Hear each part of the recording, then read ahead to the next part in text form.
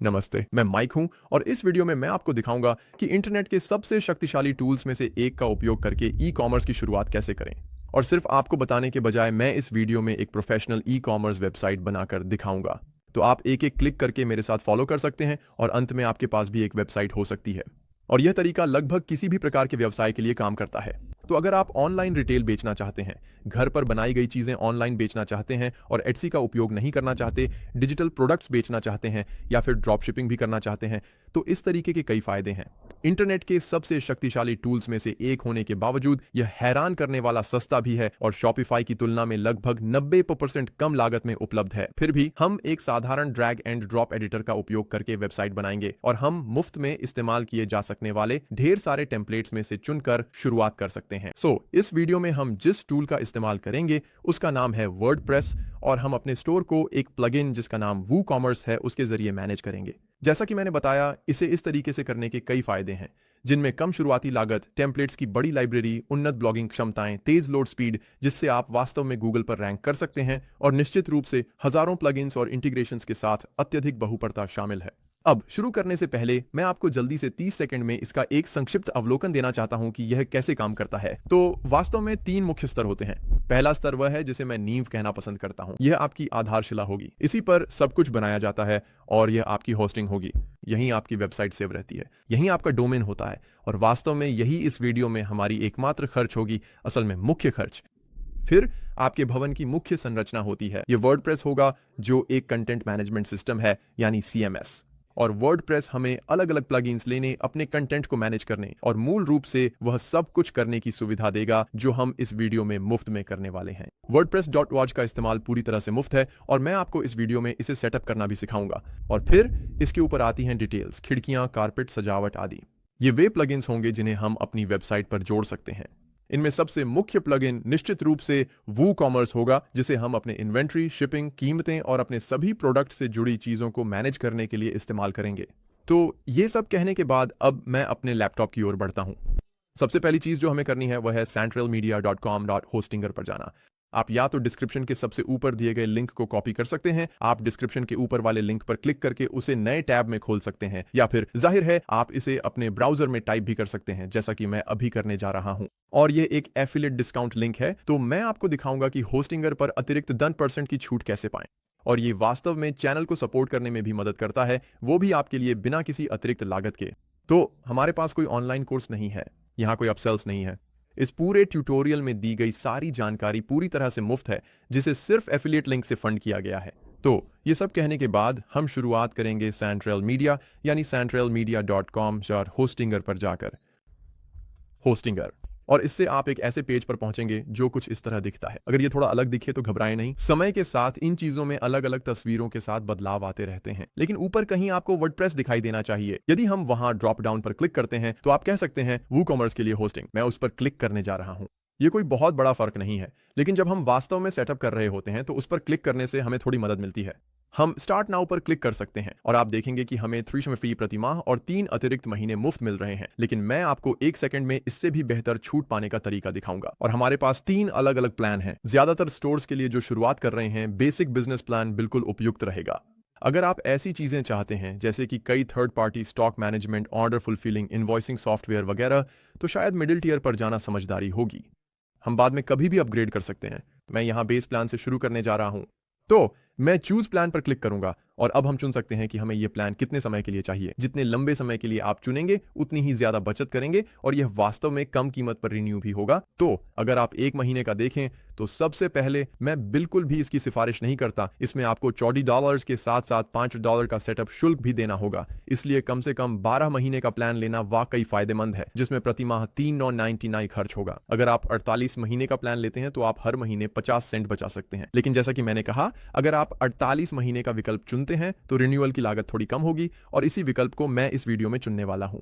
तो हमारे पास यहां पर यह छोटा सा बैंगनी रंग का टेक्स्ट भी है। अभी कंटिन्यू पर क्लिक न करें, हैव अ कूपन कोड पर क्लिक करें और सेंट्रल 10 टाइप करें। हम अप्लाई पर क्लिक करेंगे और इससे हमें अतिरिक्त 10% की छूट मिल जाएगी। तो अब ये 805,077 है और यही कुल लागत है जो हम खर्च करेंगे और हमें इस वेबसाइट की 4 साल की सर्विस मिलेगी। तो सच में आपको इंटरनेट पर इससे बेहतर डील कहीं नहीं मिलेगी। इसीलिए हम होस्टिंगर का इस्तेमाल करना पसंद करते हैं। वे बहुत तेज हैं, बहुत विश्वसनीय भी हैं। कुल मिलाकर यह एक बेहतरीन सॉफ्टवेयर है जिसे हम कई वेबसाइट्स पर लंबे समय से इस्तेमाल कर रहे हैं। तो अब मैं अपना ईमेल पता डालने जा रहा हूं और एक पासवर्ड बनाऊंगा। मैं कंटिन्यूअस पर क्लिक करूंगा, फिर अपने बिलिंग डिटेल्स डालें और फिर से कंटिन्यूअस पर क्लिक करें। और वैसे आप दाईं ओर देखेंगे कि इसमें हमारे पास डेली बैकअप भी शामिल है। हमें 3 अतिरिक्त महीने मुफ्त मिल रहे हैं। पहले साल के लिए हमें एक डोमेन भी मुफ्त में मिल रहा है और उसके बाद आमतौर पर डोमेन की कीमत सालाना $10 से $20 हो सकती है। ये इस पर निर्भर करता है कि आप कौन सा डोमेन ले रहे हैं। लेकिन चलिए मान लेते हैं कि अब शुरू करते हैं और अब हम उसी यूजर नेम और पासवर्ड से साइन इन कर सकते हैं जो हमने अभी बनाया था। इससे हम होस्टिंगर के HPanel में लॉग इन हो जाएंगे और यहीं से वेबसाइट बनाना शुरू कर सकते हैं। मैं इनमें से कई चीजें स्किप करने वाला हूं। हमें इनमें से कुछ भी करने की जरूरत नहीं है। तो अगर मैं बस स्किप कहूं, ये हमसे पूछ सकता है कि हम क्या कर रहे हैं। हम एक वेबसाइट बनाने जा रहे हैं, इसलिए मैं कहूंगा कि एक वेबसाइट बनाएं। हम नेक्स्ट पर क्लिक करेंगे। अब हम वर्डप्रेस एडमिन पैनल के लिए अपनी लॉग इन डिटेल्स चुन सकते हैं। तो फिर से याद रखें, नींव हमारा होस्टिंग होगा। इसके ऊपर हमारे पास वर्डप्रेस है। तो इसे सेटअप करने के बाद आपको लगभग कभी भी होस्टिंगर पे वापस आने की जरूरत नहीं पड़ेगी। ये बस बैकग्राउंड में चलता रहेगा, आपकी सारी होस्टिंग करेगा और आपकी वेबसाइट में जो भी एडिटिंग करनी होगी वह वर्डप्रेस पर ही होगी। मैं आपको अभी थोड़ी देर में दिखाऊंगा कि वर्डप्रेस में साइन इन कैसे करना है।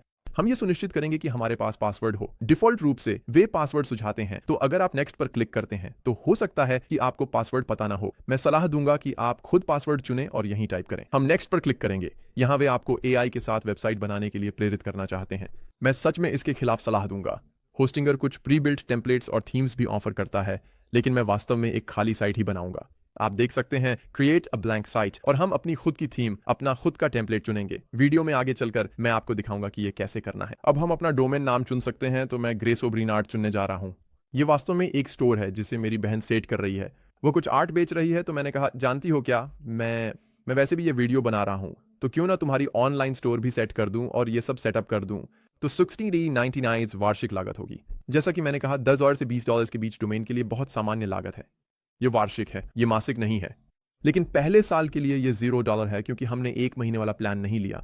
इसीलिए मैं फिर से यही सलाह देता हूं कि जब भी आप प्लान चुनें, कम से कम 12 महीने का लें। अब हम आगे बढ़ सकते हैं। और वैसे अगर आप कहीं और से डोमेन लेना चाहें तो आप नेमचीप के जरिए भी ले सकते हैं। आप कई अन्य प्लेटफॉर्मों के जरिए भी जा सकते हैं, लेकिन मुझे लगता है कि कीमत में कोई खास फर्क नहीं है और मैं होस्टिंगर के जरिए जाने की आसानी की ही सलाह देता हूं। मेरा मतलब है $16। ये नेमचीप पर $40 हो सकता है। मेरे लिए ये इसके लायक है। अब हम यहां अगले स्टेप पर जा सकते हैं। हम संपर्क विवरण दर्ज कर सकते हैं और फिर से हमारे पास WHOIS प्राइवेसी नामक सुविधा है। तो अगर कोई इस डोमेन को सर्च करता है तो उसे आपका नाम और पता नहीं मिलेगा। इसके बजाय वो वास्तव में निजी रहता है। तो अब हम रजिस्ट्रेशन पूरा कर सकते हैं।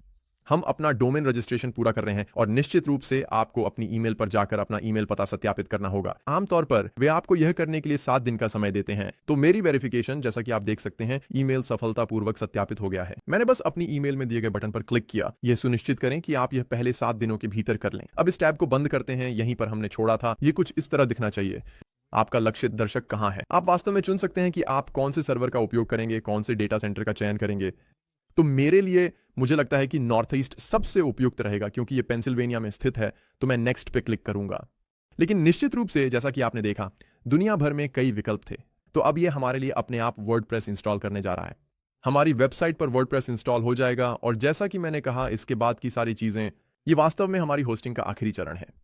इस वीडियो के बाकी हिस्से में जो भी किया जाएगा वह सब वर्डप्रेस या उन असली प्लगइन्स पर किया जाएगा जिन्हें हम वर्डप्रेस के लिए प्राप्त करेंगे। तो जब तक ये प्रक्रिया पूरी होती है, चलिए कुछ मिनट इंतजार करते हैं, फिर हम दोबारा देखेंगे। तो अगर आप वर्डप्रेस वेबसाइट बना रहे हैं और इसे होस्टिंगर जैसी किसी सेवा से शुरू करते हैं, तो जब आप पूरा कर लेंगे, ये आपको अपने आप वर्डप्रेस डैशबोर्ड पर ले जाएगा। लेकिन भविष्य में आप इसे कैसे एक्सेस करेंगे? असल में यह करना बहुत ही आसान है। एक नए टैब में आप अपना डोमेन टाइप कर सकते हैं, जैसे graceobrienart.com, और फिर .wp-admin जोड़ दें। तो इसका मतलब है वर्डप्रेस एडमिनिस्ट्रेटर। याद रखना भी आसान है। हम एंटर दबा सकते हैं और यह हमें वर्डप्रेस के लॉगिन पेज पर ले जाएगा। और जब आपने इसे शुरू में सेटअप किया था, जैसे कि होस्टिंगर के जरिए, तो आपने एक यूजर नेम और पासवर्ड बनाया था। तो मैं यहाँ अपना ईमेल एड्रेस और फिर पासवर्ड टाइप करने जा रहा हूँ। तो ये है वर्डप्रेस डैशबोर्ड। मैं यहाँ वर्डप्रेस डैशबोर्ड में क्या क्या हो रहा है उसका एक संक्षिप्त सारांश देना चाहता हूँ। बाईं ओर से शुरू करते हुए आप देख सकते हैं कि सबसे ऊपर हमारे पास डैशबोर्ड है। हम अपडेट्स देख सकते हैं। अगर हम अपडेट्स पर क्लिक करें तो आपके पास जो भी प्लगइन्स या थीम्स हैं वे दिखेंगे। मैं सलाह देता हूं कि आप इसे हफ्ते में कम से कम एक बार या उससे ज्यादा चेक करें, ताकि यह सुनिश्चित हो सके कि आपके सभी प्लगइन्स अपडेटेड हैं और आपकी वेबसाइट सुरक्षित और खतरों से बची हुई है। फिर हमारे पास पोस्ट्स हैं, ये वे सभी ब्लॉग आर्टिकल्स होंगे जिन्हें आप अपनी वेबसाइट पर रखना चाहते हैं, तो डिफॉल्ट रूप से वे हमें एक छोटा सा हेलो वर्ल्ड पोस्ट देते हैं। अगर आप उसे हटाना चाहते हैं, जो कि आपको करना चाहिए क्योंकि वह एक डेमो पोस्ट है, तो हम उस पर क्लिक करके ट्रैश पर क्लिक कर सकते हैं। वह यहां ट्रैश कैन में चला जाएगा। अगर आपने कभी गलती से कोई पोस्ट डिलीट कर दी हो तो आप यहीं से उसे पुनर्स्थापित कर सकते हैं। अगर आप कभी नया ब्लॉग पोस्ट जोड़ना चाहें तो आपके पास ऊपर एक बटन है। फिर हमारे पास मीडिया है। ये मूल रूप से आपके सभी दस्तावेज, फोटो, वीडियो आदि के लिए है। आपकी वेबसाइट पर जो भी चीजें हैं वे सब एक ही जगह मिल जाएंगी। तो अगर आपको अपनी टीम की कोई फोटो अपडेट करनी हो तो आप यहां से आसानी से उसे बदल सकते हैं। फिर हमारे पास पेजेस हैं। ये वास्तव में आपकी वेबसाइट की नींव, उसके मुख्य आधार होते हैं, जैसे कि अबाउट पेज, होम पेज और इस तरह की अलग अलग चीजें। सभी वे पेज आपको यहीं मिल जाएंगे। ब्लॉग्स पर आने वाले किसी भी तरह के कमेंट्स यहां दिखेंगे और आप इन्हें फिल्टर भी कर सकते हैं। अक्सर ऐसा होता है कि बहुत सारे स्पैम बॉट्स होते हैं, तो मैं सलाह देता हूं कि कभी कभी कमेंट्स को पूरी तरह से डिसेबल कर देना ही बेहतर होता है। फिर यहां नीचे आपके पास अपीयरेंस है, जिसमें बहुत सारे थीम्स होते हैं और हर थीम के साथ आपको कुछ टेम्पलेट्स भी मिल सकते हैं जो आपकी वेबसाइट के लिए पहले से बने हुए होते हैं।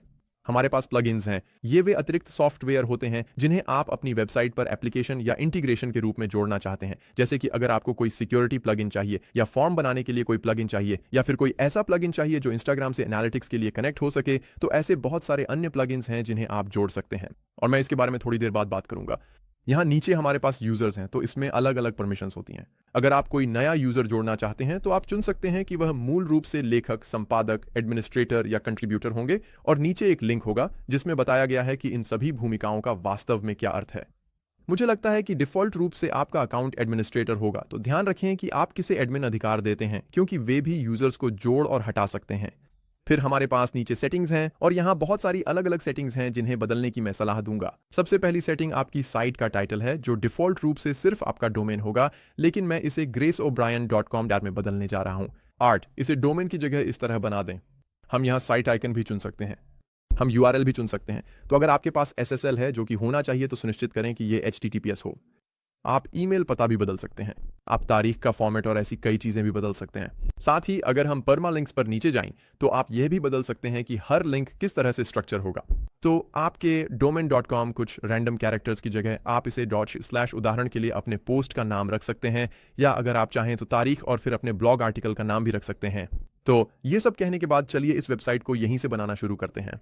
मैं अपीयरेंस पर जाऊंगा और अगर हम वर्डप्रेस पर कोई नया थीम लगाना चाहते हैं तो आप अपीयरेंस पर क्लिक करें, फिर ऐड न्यू थीम पे क्लिक करें। और जो थीम मैं सच में इस्तेमाल करने की सलाह देता हूं वह बहुत ज्यादा इस्तेमाल किया जाता है, बहुत से लोग इसे खूब यूज करते हैं और ये फ्री है। इसका नाम असल में एस्ट्रा है। तो मैं इंस्टॉल पे क्लिक करने जा रहा हूं और फिर हमें इसे एक्टिवेट भी करना होगा। तो अब जब वह नीला हो जाए तो हम एक्टिवेट पर क्लिक कर सकते हैं और अब ये सच में एक्टिव हो गया है। आप देखेंगे कि ये बाईं ओर है, एस्ट्रा यहीं पर। तो अब हमारे पास ये थीम है। यही थीम हम इस वेबसाइट पर इस्तेमाल कर रहे हैं। अब अभी दो और प्लगइन्स हैं जिन्हें मैं इंस्टॉल करना चाहता हूं। अगला प्लगइन एलिमेंटर होगा। तो अगर मैं प्लगइन्स पर जाऊं तो ऐड न्यू प्लगइन पर क्लिक कर सकता हूं और यहां हम एलिमेंटर टाइप करेंगे। हम प्लगइन्स सर्च करेंगे और एलिमेंटर यहीं पर है। यह भी इस्तेमाल करने के लिए मुफ्त है। अगर आप कुछ अतिरिक्त एलिमेंट्स चाहते हैं तो अपग्रेड कर सकते हैं, मैं आपको वीडियो में आगे दिखाऊंगा, लेकिन ज्यादातर वेबसाइट्स के लिए फ्री वाला ही शुरुआत में काफी है। अब हम इसे एक्टिवेट कर सकते हैं, तो हम एलिमेंटर को एक्टिवेट करेंगे। अब हमारे पास एलिमेंटर यहीं पर है। तो अब चलिए एक नया प्लगइन जोड़ते हैं। हम ऐड प्लगइन पर क्लिक करेंगे। हम वूकॉमर्स टाइप करेंगे। वूकॉमर्स, ये बस वू के नाम से यहीं दिख जाना चाहिए। वूकॉमर्स, लीजिए हो गया। तो हम इसे इंस्टॉल कर सकते हैं। ये इंस्टॉल हो गया है। इसे एक्टिवेट करने के बाद ये बाईं ओर दिखने लगेगा। लीजिए हो गया। तो अब हमारे पास वूकॉमर्स यहीं पर है। और अब आखिरी में चलिए एक बार फिर से प्लगइन्स में नीचे जाते हैं और एक नया प्लगइन जोड़ते हैं। और इस बार हम बस स्टार्टर टेम्पलेट लिख सकते हैं। स्टार्टर टेम्पलेट, ये यहीं पे दिख जाना चाहिए। लीजिए हो गया। हमारे पास अब स्टार्टर टेम्पलेट है। मैं इंस्टॉल नाउ पर क्लिक करने जा रहा हूं। ये इंस्टॉल हो गया है। हम इसे एक्टिवेट कर सकते हैं और हमारे पास स्टार्टर्स टेम्पलेट्स तैयार हैं। तो बाईं ओर अगर हम एस्ट्रा पर जाएं तो हम स्टार्टर टेम्पलेट्स पर क्लिक कर सकते हैं। ये आपको इसी पेज पर ले आएगा। ये कुछ ऐसा दिखता है। यहाँ एक AI बिल्डर भी है। फिर से मैं AI बिल्डर का उपयोग करने की सलाह नहीं देता। यह कभी ना कभी एक बेहतरीन तरीका बन जाएगा, लेकिन मुझे सच में लगता है कि क्लासिक स्टार्टर टेम्पलेट का इस्तेमाल करना ज्यादा बेहतर है। तो मैं बिल्ड विद टेम्पलेट चुनने जा रहा हूं। हम एलिमेंटर का उपयोग कर रहे हैं। हमने पहले ही एलिमेंटर इंस्टॉल कर लिया है, तो हम यहाँ ठीक हैं। ये टेम्पलेट्स लाइब्रेरी को सिंक कर रहा है और यहाँ से हम चुन सकते हैं। मान लीजिए उस छोटे से विकल्प पर मे बी लेटर। अब यहाँ हम बहुत सारे अलग अलग टेम्पलेट्स चुन सकते हैं। इनमें से कई फ्री होंगे, कुछ प्रीमियम भी होंगे जैसा कि आप यहाँ देख सकते हैं, लेकिन अगर आप चाहें तो हम सभी या सिर्फ प्रीमियम टेम्पलेट्स को फिल्टर कर सकते हैं। आप कुछ ऐसे टेम्पलेट्स भी देख सकते हैं जो ई कॉमर्स के लिए हैं। मैं ई कॉमर्स पर क्लिक करने जा रहा हूं क्योंकि यही हम यहाँ करने की कोशिश कर रहे हैं, और हम यहाँ से, आप जानते हैं, पूरी एक चयन सूची में से चुन सकते हैं। लेकिन ध्यान रखें, ये सभी टेम्पलेट्स बहुत ही कस्टमाइजेबल होंगे। तो अगर आपको उदाहरण के लिए इस टेम्पलेट के रंग पसंद नहीं है, लेकिन आपको इसकी फ़ॉन्ट, इसकी ओवरऑल लेआउट और इसके साथ आने वाले पेज पसंद हैं, तो ये एक अच्छा शुरुआती बिंदु होगा जिसे बदलना बहुत आसान है। जैसे कि मैंने कहा, रंग बदलना बहुत आसान है। तो जब आप कुछ अलग अलग टेम्पलेट्स को देखने का मौका ले लें और आपको कोई ऐसा टेम्पलेट मिल जाए जो आपको सच में पसंद आए, जैसे मुझे यहाँ नीचे वाला अर्थ वाला टेम्पलेट पसंद है। मुझे यह पसंद है कि इसमें ऊपर एक इमेज है, कुछ टेक्स्ट है, एक बटन है और फिर सीधे प्रोडक्ट्स दिखने लगते हैं। मुझे लगता है कि इस तरह की वेबसाइट के लिए, जो कि कुछ आर्टवर्क बेचने वाली है, ये लेआउट मेरे लिए बहुत उपयुक्त है। और जो भी टेम्पलेट आपको पसंद आए, आप बस उस पर क्लिक कर सकते हैं। ये साइट को यहीं लोड कर देगा और आप देख सकते हैं कि अभी ये कैसा दिख रहा है। अगर हम इसमें रंग बदल दें तो यह कैसा दिखेगा। मान लीजिए आप इसमें नीला रंग टोन चाहते हैं या लाल, जो भी आपको पसंद हो। ये आपको जल्दी से एक छोटा सा आइडिया दे देता है कि ये कैसा दिखेगा। हम फॉन्ट पेयरिंग भी बदल सकते हैं। तो मुझे लगता है कि जोस्टेंस रोबोटो काफ़ी अच्छा लग रहा है, लेकिन शायद आप कुछ और ज़्यादा एलिगेंट, थोड़ा और क्लीन या थोड़ा बोल्डर चाहते हो। आप जानते हैं, यहाँ बहुत सारे अलग अलग फॉन्ट्स हैं जिनमें से आप चुन सकते हैं। और जाहिर है, अभी आप जो भी चुन रहे हैं उसकी चिंता मत कीजिए। इसके साथ एक अच्छी शुरुआत करना अच्छा है, लेकिन आप इन सबको बाद में बहुत आसानी से बदल सकते हैं। अब हम एक लोगो भी अपलोड करना चाहते हैं तो हम यहाँ अपनी फाइल अपलोड करेंगे। आमतौर पर ये लगभग 500 बाय 500 पिक्सल का होता है, कभी कभी इससे भी छोटा। तो मैं सिलेक्ट फाइल्स पर क्लिक करूंगा, मैं इसे यहाँ ड्रैग करूंगा और इसे यहीं ओपन करूंगा। तो अब हमारे पास हमारा लोगो है। मैं सिलेक्ट कह सकता हूं, यह उसे ऊपर कोने में लगा देगा। हम इसकी चौड़ाई भी बदल सकते हैं। ठीक है, तो मैं यहाँ अपलोड फाइल पर क्लिक करने जा रहा हूं। हम क्लिक कर सकते हैं, हम अपलोड फाइल्स, सिलेक्ट फाइल्स पे क्लिक कर सकते हैं और मुझे लगता है कि मेरे पास एक यही है। लीजिए, हो गया। तो हमारे पास एक अच्छा सा गोल लोगो है और हम सिलेक्ट कह सकते हैं। हम इसका आकार बदल सकते हैं, हम इसके बारे में बहुत सारी चीजें बदल सकते हैं और फिर वीडियो में आगे चलकर मैं आपको दिखाऊंगा कि इसे और भी कैसे कस्टमाइज कर सकते हैं, लेकिन अभी के लिए इसे कुछ ऐसा ही रहने देते हैं। तो ये काफी अच्छा लग रहा है। मैं कंटिन्यू पर क्लिक करूंगा। हम चुन सकते हैं कि इसमें कौन कौन सी सुविधाएं चाहिए। ई कॉमर्स के लिए सुनिश्चित करें कि वूकॉमर्स चुना है और मैं कंटिन्यू पर क्लिक करूंगा। अब हमें अपना पहला नाम, अंतिम नाम और ईमेल दर्ज करना होगा। अब हमें अपना नाम, अपना ईमेल डालना है और फिर हम आई अंडरस्टैंड पर क्लिक करके सबमिट कर सकते हैं। और इसमें कुछ मिनट लग सकते हैं। हम बस कुछ प्लगइन्स जोड़ने जा रहे हैं। ये वूकॉमर्स से जोड़ने जा रहा है जो हमने पहले ही किया था, लेकिन फिर भी हमारे पास ये इस टेम्पलेट के साथ यहाँ है। लो, हो गया। तो हमें वास्तव में पहले वूकॉमर्स को एक प्लगइन के रूप में जोड़ने की जरूरत नहीं थी, मैंने कर दिया था। मैं ऐसा करना पसंद करता हूं क्योंकि यदि आपको कोई ऐसा टेम्पलेट मिले जिसमें वूकॉमर्स ना हो, आप उसे बाद में भी जोड़ सकते हैं। लेकिन इस टेम्पलेट ने वैसे भी इसे जोड़ दिया, तो हमारे पास वूकॉमर्स है। जैसा कि मैंने कहा था, हम अपनी वेबसाइट देख सकते हैं। ये हमें एक नए टैब में दिखाएगा। तो हमारा डोमेन है graysonbryantart.com। हमारे पास ऊपर लोगो है, हमारे पास टेम्पलेट में जो कुछ भी था वह सब कुछ है, यानी एक पहले से बनी हुई वेबसाइट। अब हमें बस यहाँ जाकर इसे एडिट करना है और अपनी खुद की चीजें जोड़नी है। तो इससे पहले कि हम ऐसा करें, हम वापस वर्डप्रेस पर जाएंगे। वहां ऊपर बाईं ओर छोटे लोगों पर क्लिक करें और सबसे पहले हमें अपने प्रोडक्ट्स जोड़ने होंगे, क्योंकि इस वेबसाइट पर हमारे प्रोडक्ट्स होंगे। तो ऐसा करने के लिए बाईं ओर आपको वूकॉमर्स दिखाई देगा और उसके नीचे प्रोडक्ट्स दिखेगा। अगर हम प्रोडक्ट्स पे क्लिक करते हैं तो वहां तुरंत ही बहुत सारे डमी प्रोडक्ट्स दिखेंगे। ये वे चीजें हैं जिन्हें हम वास्तव में बेच नहीं रहे हैं, ये सिर्फ टेम्पलेट से आई हैं। मैं इस छोटे से चेकबॉक्स पे क्लिक करके इन सभी को चुन सकता हूं। आइए इसे हटा देते हैं और बल्क एक्शंस में मैं इन्हें सभी को ट्रैश में भेज दूंगा और फिर अप्लाई पर क्लिक करूंगा। इससे उन सभी प्रोडक्ट्स से छुटकारा मिल जाएगा जो, जैसा कि मैंने कहा, हम इस वेबसाइट पर ऐसे प्रोडक्ट्स नहीं रखना चाहते जो हमारे नहीं हैं। और अब हम एक नया प्रोडक्ट जोड़ सकते हैं। आइए एक नया उत्पाद जोड़ें पर क्लिक करें। इस पहले वाले को, चलिए इसे कहते हैं, इसे हम कहेंगे the birch forest 486 framed print. और फिर हम यहाँ अपना विवरण जोड़ सकते हैं। तो आप इसे छोटा रख सकते हैं और अगर चाहें तो इसे AI से भी बनवा सकते हैं।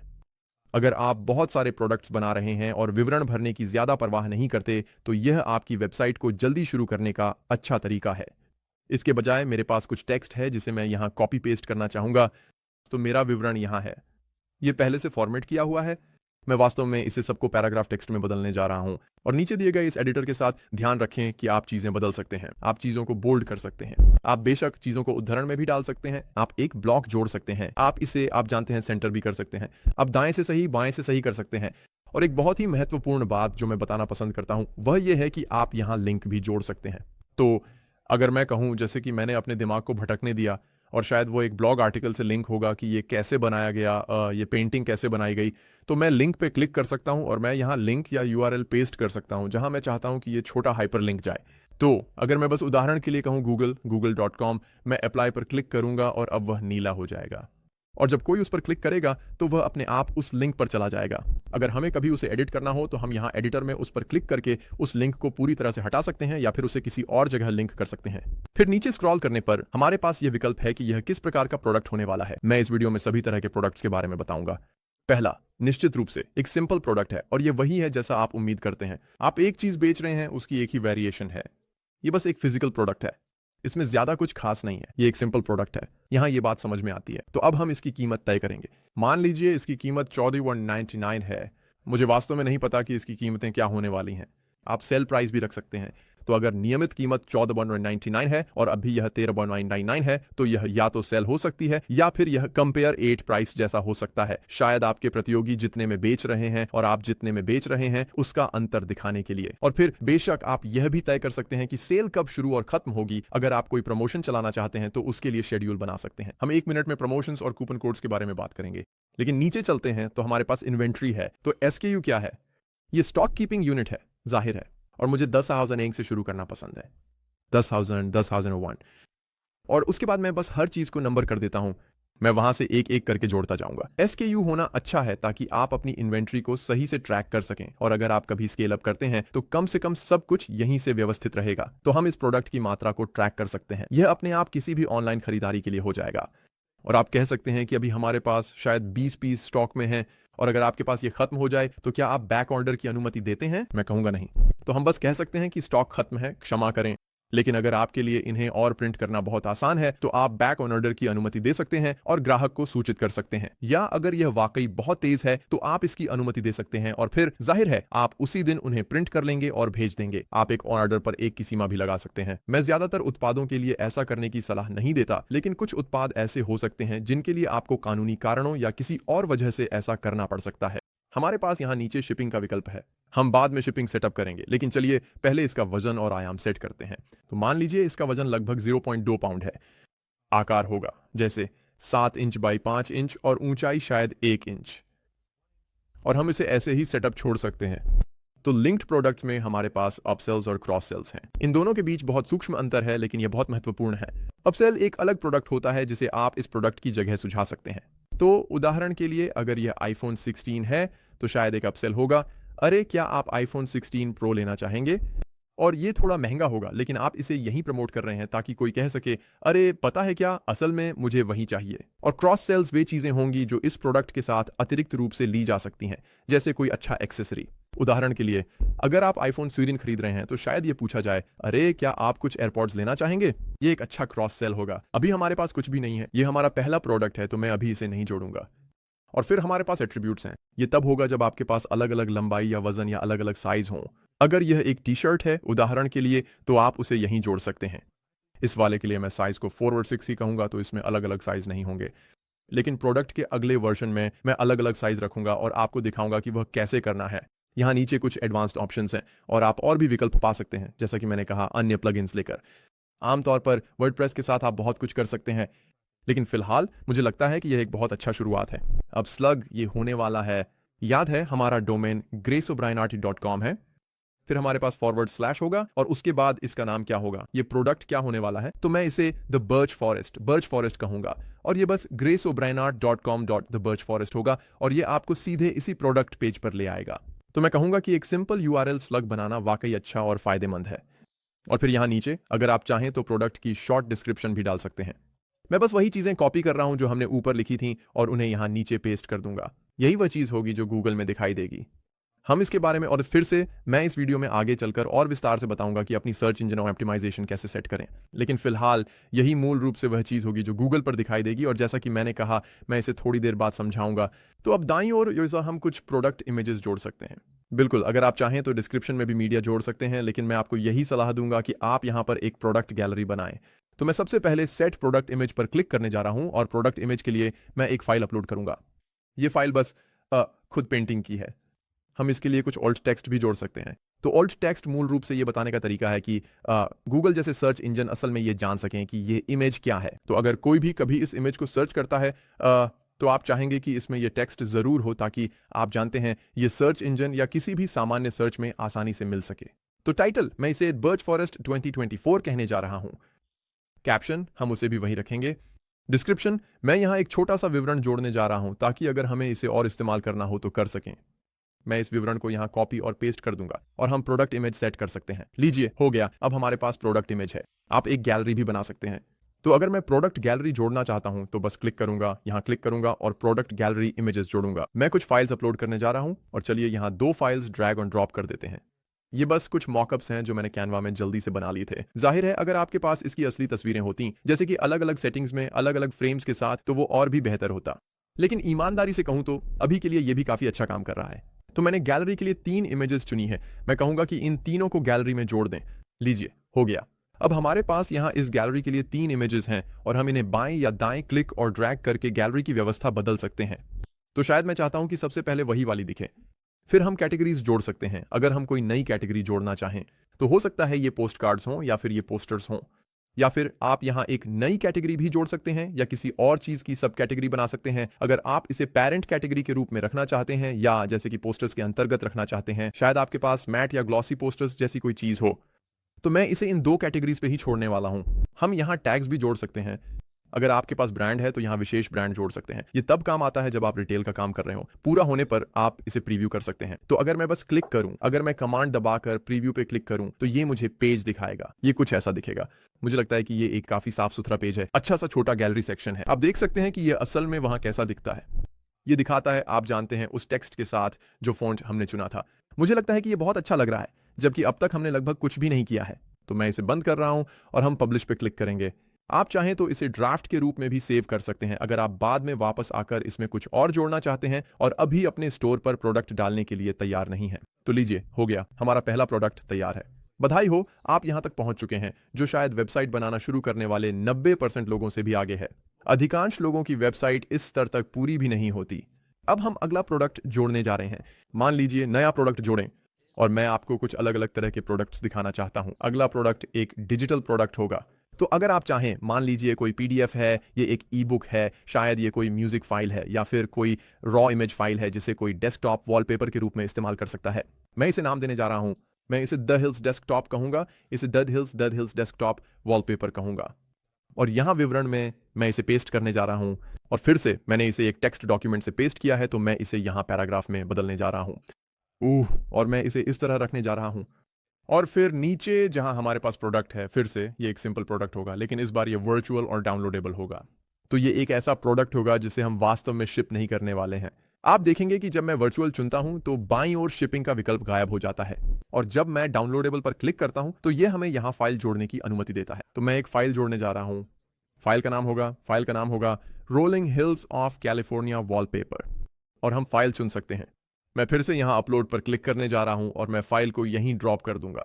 फिर से आप यहां पे ऑल्ट टेक्स्ट भी जोड़ सकते हैं। आप एक शीर्षक, कैप्शन जोड़ सकते हैं। मैं आपको बोर नहीं करूंगा इन सब के लिए, ये सब करके, तो शायद मैं ये कैमरे के बाहर कर लूंगा। हम एक डाउनलोड सीमा सेट कर सकते हैं। तो हो सकता है कि आप इसे खरीदने के बाद अनलिमिटेड बार डाउनलोड कर सकें या फिर यह 1 साल या किसी निश्चित समय के बाद एक्सपायर हो जाए। मैं इसे अनलिमिटेड या कभी नहीं पर छोड़ने जा रहा हूं। असल में मैं इसे कभी नहीं पर ही छोड़ूंगा। और फिर यहां नीचे स्लग ये होने वाला है। चलो इसे वॉलपेपर ही कहते हैं। तो graceobrienart.com वॉलपेपर आपको सीधे इसी पेज पर ले जाएगा। मान लेते हैं कि यही एकमात्र वॉलपेपर है जिसे आप वास्तव में बेचने वाले हैं। यहां ऊपर हमारे पास निश्चित रूप से कीमत है। हमने अभी तक वह सेट नहीं की है, तो शायद इसकी कीमत 2.99 रखेंगे। हमें इस पे कोई सेल प्राइस रखने की जरूरत नहीं है। हम इन्वेंट्री रख सकते हैं, लेकिन जाहिर है कि वर्चुअल प्रोडक्ट के लिए इन्वेंट्री का कोई मतलब नहीं बनता जब तक कि आप कोई ऐसा कलेक्शन न बना रहे हों जहां मान लीजिए यह सिर्फ 200 लोगों के लिए ही उपलब्ध हो या कुछ ऐसा। ऐसी स्थिति में मैं आपको सलाह दूंगा कि डिजिटल प्रोडक्ट के मामले में सतर्क रहें, क्योंकि लोग इसे पायरेट भी कर सकते हैं या कुछ ऐसा कर सकते हैं। लिंक्ड प्रोडक्ट्स के जरिए आप यहां अपसेल भी कर सकते हैं। मान लीजिए शायद आप पूरी पेंटिंग्स का एक पैकेज या बंडल लेना चाहें, जैसे बैकग्राउंड्स के रूप में। और बेशक हमारे पास यहाँ गुण एट्रीब्यूट्स हैं अगर आप कुछ और बदलना चाहें। ये एक डाउनलोड करने योग्य उत्पाद के लिए ज़्यादा मायने नहीं रखता, तो मुझे लगता है कि ये उत्पाद काफ़ी अच्छी तरह से सेट है। मैं यहाँ नीचे विवरण बदलने जा रहा हूँ, तो मैं बस वह विवरण यहाँ चिपका दूंगा। और फिर यहाँ ऊपर दाईं ओर हमारे पास बेशक उत्पाद गैलरी है, तो मैं बस उस छवि का उपयोग करने जा रहा हूँ। हम ऐड टू गैलरी में जोड़ें पर क्लिक करते हैं। हम यहाँ अपनी छवि सेट करेंगे, सेट प्रोडक्ट इमेज, उत्पाद छवि सेट करें। और वास्तव में इस बार शायद मैं इसे उत्पाद छवि के रूप में रखने के बजाय गैलरी में एक और छवि जोड़ना चाहूंगा और हम दिखा सकते हैं कि यह डेस्कटॉप पर कैसा दिखेगा एक मॉकअप के रूप में। तो मैं अभी यही करने जा रहा हूं, बस इस फोटो को फिर से यहां खींच कर छोड़ दूंगा। मैं इन सभी चीज़ों के लिए कैनवा का उपयोग करता हूं। कैनवा एक बेहतरीन टूल है, पूरी तरह से मुफ्त में इस्तेमाल किया जा सकता है। आप चाहें तो अपग्रेड कर सकते हैं, लेकिन वहां पर ज़्यादातर चीज़ें आप बिना अपग्रेड किए भी कर सकते हैं। तो मैं इसे बाईं ओर खींचने जा रहा हूं। अब हमारे पास ये वाला है, ये होने वाला है। आइए यहाँ एक नई श्रेणी जोड़ते हैं। इसे हम वॉलपेपर कहेंगे, वॉलपेपर, और हम ऐड टू कैटेगरीज श्रेणियों में जोड़ें पर क्लिक करेंगे तो अब हमारे पास वॉलपेपर यहाँ है। उत्पाद, टैग्स, ब्रांड्स, सब कुछ ठीक है। और अब हम इसे प्रकाशित कर सकते हैं और चलिए प्रीव्यू पर क्लिक करते हैं। तो चलिए इसे यहीं प्रीव्यू करते हैं और आप देखेंगे कि ये काफ़ी अच्छा लग रहा है। हम यहाँ एक छोटा डेस्कटॉप इमेज देख सकते हैं। मुझे लगता है कि ये बहुत अच्छा लग रहा है।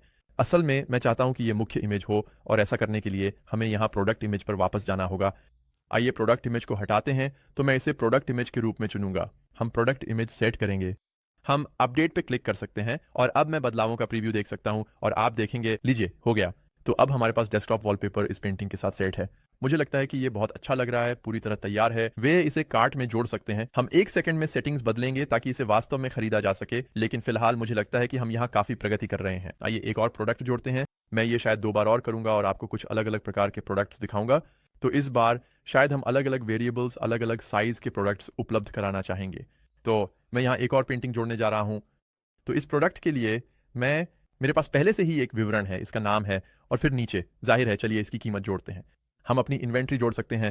तो चलिए अपनी कीमत जोड़ते हैं और फिर ड्रॉप डाउन पे क्लिक करते हैं, और इस बार हम वास्तव में एक वेरिएबल प्रोडक्ट रखना चाहते हैं। तो वेरिएबल प्रोडक्ट के लिए मैं एट्रीब्यूट्स जोड़ने जा रहा हूं, जैसा कि यहाँ आपको करने के लिए कहा जा रहा है। तो हम कहेंगे समझ गया, हम एट्रीब्यूट्स जोड़ सकते हैं। और ये साइज हो सकता है, तो शायद ये अलग अलग साइज में होगा, शायद ये फ्रेम का रंग होगा, शायद ये फ्रेम का प्रकार होगा। तो मैं यहाँ साइज रखने जा रहा हूँ, और जो साइज हमें चाहिए उन्हें आपको यहाँ एक छोटे वर्टिकल बार से अलग करना होगा।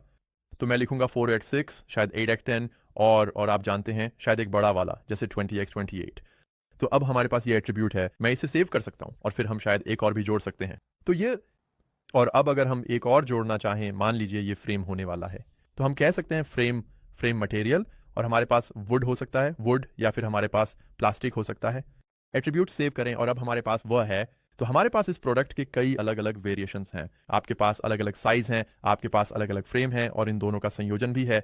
तो अगर हम वेरिएशंस पर नीचे जाएं तो हम जनरेट वेरिएशंस कह सकते हैं, और एट्रीब्यूट्स के आधार पर ये हमारे पास मौजूद सभी अलग अलग वेरिएशंस के साथ एक संयोजन बना देगा। तो मैं ओके कहूंगा और इसे बनाना चाहिए। जैसा कि आप देख सकते हैं, हमारे पास 4x6 वुड के साथ, 4x6 प्लास्टिक के साथ, 8x10 वुड के साथ है। और इन सभी के लिए आप इन्हें अलग अलग एडिट कर सकते हैं, और इनके लिए अलग अलग इमेज जोड़ सकते हैं, अलग अलग कीमत जोड़ सकते हैं, और इनके लिए अलग अलग ट्रैकिंग भी कर सकते हैं। तो अगर मैं यहाँ उदाहरण के लिए एडिट कहूँ, तो हम इसके लिए अलग स्टॉक कीपिंग यूनिट रख सकते हैं। तो शायद इसका नंबर 1002 है, शायद इसकी कीमत थोड़ी अलग होगी। तो यहाँ वेरिएशन प्राइस मान लीजिए 499 हो सकता है इस साइज के लिए। आप डायमेंशंस, वजन और ऐसी सभी जानकारियां जोड़ सकते हैं। और फिर यही चीज़ नीचे प्लास्टिक के साथ भी लागू होती है। शायद प्लास्टिक वाला 1003 होगा, 1003, और शायद ये वाला सेल पर भी हो सकता है। तो ये 1/499 की बजाय शायद ये $99 हो सकता है प्लास्टिक फ्रेम वाले के लिए। और जब आप इन सब का संपादन कर लें तो सेव चेंजेस पर क्लिक कर सकते हैं। अब हम इनमें से हर एक के लिए एक अलग इमेज भी जोड़ सकते हैं। तो अगर मैं यहाँ इस छोटे से आइकन पर क्लिक करता हूँ तो मैं इमेज को यहाँ ड्रैग कर सकता हूँ। तो शायद ये एक छोटी 4x6 फोटो होगी, एक छोटा प्रिंट यहाँ पर, और मैं इसे वेरिएशन इमेज के रूप में सेट कर सकता हूँ। फिर मैं इसे बंद कर सकता हूँ, और प्लास्टिक वाले के लिए भी यही कर सकता हूँ। तो मैं बस उसे वहाँ ड्रैग कर दूंगा। मैं सेट वेरिएशन इमेज कहूँगा और फिर नीचे जाकर बदलाव सेव कर सकता हूँ। हम स्लग का नाम रख सकते हैं, और यहाँ नीचे छोटी सी शॉर्ट डिस्क्रिप्शन भी जोड़ सकते हैं। दाईं ओर हम इन्हें अपनी इच्छा अनुसार किसी भी सेक्शन में वर्गीकृत कर सकते हैं। मैं वास्तव में इसे छोड़ने वाला हूं, बल्कि यहाँ एक नई कैटेगरी बनाऊंगा और इसे प्रिंट्स कहूंगा, इन्हें प्रिंट्स कहूंगा, नई कैटेगरी जोड़ूंगा। और अब इस वाले के लिए ये थोड़ा अलग है। अगर आप चाहें तो एक गैलरी और एक व्यक्तिगत इमेज भी जोड़ सकते हैं। तो अगर मैं बस मान लीजिए प्रोडक्ट इमेज सेट करूं और उदाहरण के लिए हम ये वाली चुन लें, तो जब कोई व्यक्ति अपनी वेरिएशन बदलता है तो ये इमेज भी बदल जाएगी। तो मैं आपको दिखाता हूं। अगर मैं ऊपर जाऊं, पहले ड्राफ्ट सेव कर लेते हैं। अब अगर मैं प्रीव्यू पे जाऊं तो आप देख सकते हैं कि ये डिफॉल्ट रूप से ये इमेज दिखा रहा है, लेकिन अगर मैं कोई विकल्प चुनूं जैसे 4x6 और फिर मैं वुड फ्रेम चाहता हूं तो ये मुझे यहाँ एक अलग इमेज दिखाएगा। तो मुझे लगता है कि ये बहुत शक्तिशाली और वाकई में महत्वपूर्ण है, ताकि लोग देख सकें कि वे वास्तव में क्या प्राप्त करने वाले हैं। तो अगर ये प्लास्टिक फ्रेम है या अगर ये 8x10 प्लास्टिक फ्रेम है तो यहाँ एक अलग इमेज होगी 20x28 प्लास्टिक, 20x28 वुड। आप देख सकते हैं कि ये सभी थोड़े अलग दिखते हैं। तो मुझे लगता है कि इन वेरिएशंस को जोड़ना वाकई में बहुत ज़रूरी है। आप यह भी देखेंगे कि इन सभी पर कीमत भी बदल रही है। तो अगर मैं 4 फुट 6 पर जाता हूं तो आप देख सकते हैं कि उसकी कीमत अलग होगी, और नीचे जो SKU है वह भी वहां दिख रहा है और वह भी हर एक के लिए अलग है। तो ये सब बहुत अच्छे से काम कर रहा है। यही बिल्कुल वही है जो हम चाहते हैं। मैं इस प्रोडक्ट को पब्लिश करने जा रहा हूं, और एक और चीज जो आप देखेंगे वह ये है कि अगर हम अभी प्रीव्यू पर जाएं तो अगर मैं प्रीव्यू चेंजेस पर जाता हूं तो नीचे ये दिखना चाहिए कि फिलहाल हमारे पास, देखते हैं कि क्या आप इसे स्क्रीन रिकॉर्डिंग में देख सकते हैं। हाँ, आप देख सकते हैं। हम विजिबिलिटी सेटिंग्स बदल सकते हैं। अभी यह कमिंग सून मोड में है, तो अगर कोई हमारी वेबसाइट पर जाता है तो बस ये दिखाता है, माफ कीजिए हम अभी तैयार नहीं हैं। तो मैं चेंज विजिबिलिटी सेटिंग्स पर क्लिक करूंगा और मैं इसे लाइव कर दूंगा। अब ये एक लाइव स्टोर है। हम बदलाव सेव कर सकते हैं, और क्योंकि यह अब लाइव है, लोग इसे देख भी पाएंगे और यहां से खरीदारी भी कर पाएंगे। तो ये बहुत ज़रूरी है कि हम सेटिंग्स को सही से सेट करें। आप जानते हैं, बस कुछ ही मिनटों में मैं ये करने वाला हूं। अभी मेरे पास 3 मुख्य प्रोडक्ट्स हैं। मैं अभी कैमरे पे दूसरे तरह के प्रोडक्ट्स नहीं बनाऊंगा। मैं इसी प्रोडक्ट के और भी कई वेरिएंट्स बनाऊंगा। मेरे पास यहां डालने के लिए फोटो और पेंटिंग्स की एक पूरी लाइब्रेरी है। लेकिन आपको ये बताने के लिए कि बाकी प्रोडक्ट्स के स्टाइल्स क्या हैं, अगर आप सोच रहे हैं सिंपल प्रोडक्ट, इसके बारे में हमने बात की थी। हमने वर्चुअल और डाउनलोडेबल प्रोडक्ट्स के बारे में भी बात की थी। हमने वेरिएबल प्रोडक्ट्स के बारे में भी चर्चा की थी। एक ग्रुप्ड प्रोडक्ट तब होता है जब कई चीज़ें एक साथ मिलकर एक ग्रुप में आती हैं। तो अगर ये किसी कंप्यूटर बनाने के किट जैसा है, या फिर ऐसे कई प्रोडक्ट्स हैं जो एक साथ मिलकर एक प्रोडक्ट के रूप में अच्छे से काम करेंगे, मान लीजिए ये एक बंडल है और उस बंडल की अलग कीमत है, तो आप यहाँ एक ग्रुप्ड प्रोडक्ट बना सकते हैं। आप एक एक्सटर्नल या एफिलिएट प्रोडक्ट भी बना सकते हैं, और वो बस ये होगा, मूल रूप से आप उस प्रोडक्ट का URL यहाँ पेस्ट करते हैं। तो अगर ये एक एफिलिएट प्रोडक्ट है और आपके पास उसका एफिलिएट लिंक है, तो आप उसे यहीं पेस्ट कर सकते हैं। लेकिन आप फिर भी अपनी खुद की डिस्क्रिप्शन, अपना प्रोडक्ट नाम, अपनी इमेजेस जोड़ सकते हैं। तो इसे एक सामान्य प्रोडक्ट की तरह ही ट्रीट किया जाता है, लेकिन जब कोई खरीदने जाता है तो वह किसी और साइट पर लिंक हो जाता है। तो ऐसी साइट पर मान लीजिए अगर आप किसी चीज़ की सिफारिश करना चाहते हैं, जैसे कि मैं किस तरह के फ्रेम्स की सिफारिश करता हूं, मैं कौन से फ्रेम्स खरीदता हूं। शायद आप खुद वो फ्रेम्स नहीं बेचते, लेकिन आपके पास किसी ऐसे व्यक्ति का एफिलिएट लिंक है जो फ्रेमिंग करता है। तो आप जानते हैं वह लिंक यहीं डाल सकते हैं। वह लिंक उस साइट पर चला जाएगा और अंतिम उपयोगकर्ता खरीदारी कर सकेगा, और आपको उसी तरह से अपना कमीशन मिल जाएगा। तो ये एक तरह से एक अलग वीडियो का विषय है। मैं इस वीडियो में एफिलिएट्स के बारे में ज़्यादा बात नहीं करने वाला हूं। तो चलिए वापस चलते हैं और अब वास्तव में इस वेबसाइट को डिज़ाइन करना शुरू करते हैं। हमारे पास ये वेबसाइट है, हमारे पास ये सारे प्रोडक्ट्स हैं, लेकिन हमारे पास अभी तक वेबसाइट का कोई डिज़ाइन नहीं है। तो अपनी वेबसाइट को एडिट करने के लिए, कभी भी अगर आप अपनी वेबसाइट को एडिट करना चाहते हैं तो आप पेजेस पर जा सकते हैं। आपको पेजेस दिखाई देगा। तो हमारे पास ये अलग अलग पेज हैं, लेकिन मैं इनमें से किसी एक को एडिट करना चाहता हूं। तो चलिए ऊपर चलते हैं और मान लेते हैं कि पहला वाला हमारा होम पेज होगा। आप देखेंगे कि यह वास्तव में फ्रंट पेज के रूप में दिखता है। इसमें फ्रंट पेज लिखा होता है। इसी तरह आप जान सकते हैं कि होम पेज कौन सा है। और यहाँ एक छोटी सी टिप है, अगर हम क्विक एडिट पर क्लिक करें तो आप इनमें से किसी भी पेज का नाम बदल सकते हैं। जैसे होम पेज को आप इसे होम कह सकते हैं, या जो भी नाम आप चाहें रख सकते हैं। और अगर आप चाहें तो इसमें पासवर्ड भी लगा सकते हैं, या इसे प्राइवेट पेज बना सकते हैं। आप ये सब कुछ कर सकते हैं। मैं इसे बदलने नहीं जा रहा हूं, लेकिन मैं आपको बस दिखा रहा हूं कि आप ये सब कैसे कर सकते हैं। और अगर कोई ऐसे पेज हैं जिन्हें आप नहीं चाहते या पसंद नहीं करते, या आपको लगता है कि उनकी ज़रूरत नहीं है, तो आप बस छोटे से ट्रैश बटन पर क्लिक कर सकते हैं और वह पेज ट्रैश में चला जाएगा। हमारे पास जाहिर है कुछ ड्राफ्ट पेज भी हैं, कुछ ऐसे पेज जो अभी प्रकाशित नहीं हुए हैं जिन्हें हम प्रकाशित कर सकते हैं। आप देख सकते हैं रिफंड और पॉलिसी और प्राइवेसी पॉलिसी। तो अगर मैं इसे देखूं तो हमारे पास यहाँ एक छोटा सा रिफंड पॉलिसी पेज है। मैं सलाह दूंगा कि आप इसे ध्यान से पढ़ें। बिल्कुल ये सुनिश्चित करें कि यही आपकी असली पॉलिसी है, और अगर ऐसा नहीं है तो हम इसे एडिट कर सकते हैं। लेकिन चलिए बात करते हैं कि आप इन पेजों को असल में कैसे एडिट कर सकते हैं। सबसे पहले चलिए होम पेज से शुरू करते हैं। मुझे लगता है कि यही सबसे तर्कसंगत शुरुआत होगी, और आप देखेंगे कि हम एडिट पे क्लिक कर सकते हैं। एडिट पे क्लिक ना करें, ये अभी हमें नहीं करना है। हम एडिट विद एलिमेंटोर करना चाहते हैं। यहाँ उस पर क्लिक करें। तो अगर मैं एडिट विद एलिमेंटोर पे क्लिक करता हूं तो ये हमें उस ड्रैग एंड ड्रॉप एडिटर में ले जाएगा जिसे हमने इंस्टॉल किया था, जिसका नाम एलिमेंटर है। और फिर से इसका इस्तेमाल करना मुफ्त है। आप अपग्रेड करने के लिए भुगतान कर सकते हैं, और मैं बताऊंगा कि शायद आप ऐसा क्यों करना चाहेंगे। आपको ऐसा करने की जरूरत नहीं है। मैंने सिर्फ इसके फ्री वर्जन से ही कई वेबसाइट्स बनाई हैं। लेकिन मैं अभी थोड़ी देर में आपको बताऊंगा कि इनमें क्या फ़र्क है। तो हम इसे छोड़ सकते हैं या बस इसे बंद कर सकते हैं, और अब ये हमारी वेबसाइट है। तो डिफ़ॉल्ट रूप से ऊपर की तरफ उस इमेज को नहीं लाया गया जो हमने शुरू में देखी थी, पहाड़ों वाली, क्योंकि हम वैसे भी वहां अपनी खुद की इमेज डालने वाले हैं। जैसे ही आप नीचे स्क्रॉल करेंगे आप देखेंगे कि यह जिसे सेक्शन लेआउट कहा जाता है उसका इस्तेमाल कर रहा है। तो अगर हम इसे यहां से बड़े चित्र में देखें तो क्या आप यहां ये छोटा सा गुलाबी आइकन देख रहे हैं? अगर आप उस पर क्लिक करते हैं तो ये हाईलाइट हो जाता है। ये एक बहुत ही पतली लाइन है, देखना थोड़ा मुश्किल है, लेकिन जो भी चीज़ इस ग्रे बैकग्राउंड में है वह यहाँ एक सेक्शन है। अगर हम नीचे स्क्रॉल करें तो यहाँ इस अगले छोटे बॉक्स में जो भी है अगला, तो ये उसे गुलाबी रंग में हाईलाइट करता है। ये वहाँ एक और सेक्शन है। तो हमारे पास ये सारे सेक्शन एक के ऊपर एक इस तरह से लगे हुए हैं और आमतौर पर अलग अलग सेक्शन को पहचानने का सबसे आसान तरीका उनका बैकग्राउंड होता है। तो ये एक सेक्शन है, ये एक सेक्शन है, और फिर फुटर और हेडर अपने आप में सेक्शन के खास वर्जन होते हैं।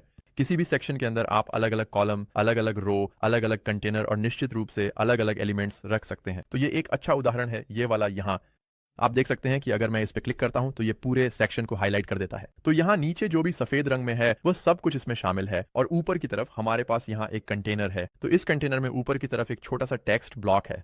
ओह, मैंने गलती से उसे हिला दिया। और फिर उसके नीचे इसमें 3 कॉलम है। तो आप कॉलम्स को एडिट कर सकते हैं, आप वास्तव में उन्हें आगे पीछे खींच सकते हैं और उनका आकार बदल सकते हैं। और मूल रूप से पूरे एडिटर में अगर आप कुछ भी मूव करना चाहते हैं तो आप उस पर क्लिक कर सकते हैं और उसे कहीं और खींच सकते हैं। तो मैं इस टेक्स्ट को इस छोटे कंटेनर में, इस छोटे कॉलम में रख सकता हूं। मैं इसे ऊपर भी रख सकता हूं। अगर मैं चाहूं तो इसे पूरे कंटेनर के बाईं ओर भी रख सकता हूं। लेकिन सच कहूं तो मुझे लगता है कि मैं इसे वहीं रखना चाहता हूं जहां ये था। लेकिन सच कहूं तो मुझे लगता है कि मैं इसे ऊपर ही रखना चाहता हूं जहां यह पहले था। अब अगर हम किसी चीज का टेक्स्ट बदलना चाहते हैं तो इन छोटे छोटे एलिमेंट्स या कंटेनर्स में से किसी पर भी क्लिक कर सकते हैं। बस उस एलिमेंट पर डबल क्लिक करें और आप टेक्स्ट को एडिट कर सकते हैं। तो अगर मैं चाहूं तो मैं इस पर डबल क्लिक कर सकता हूं और लिख सकता हूं और हमारे बारे में ग्राहक क्या कहते हैं।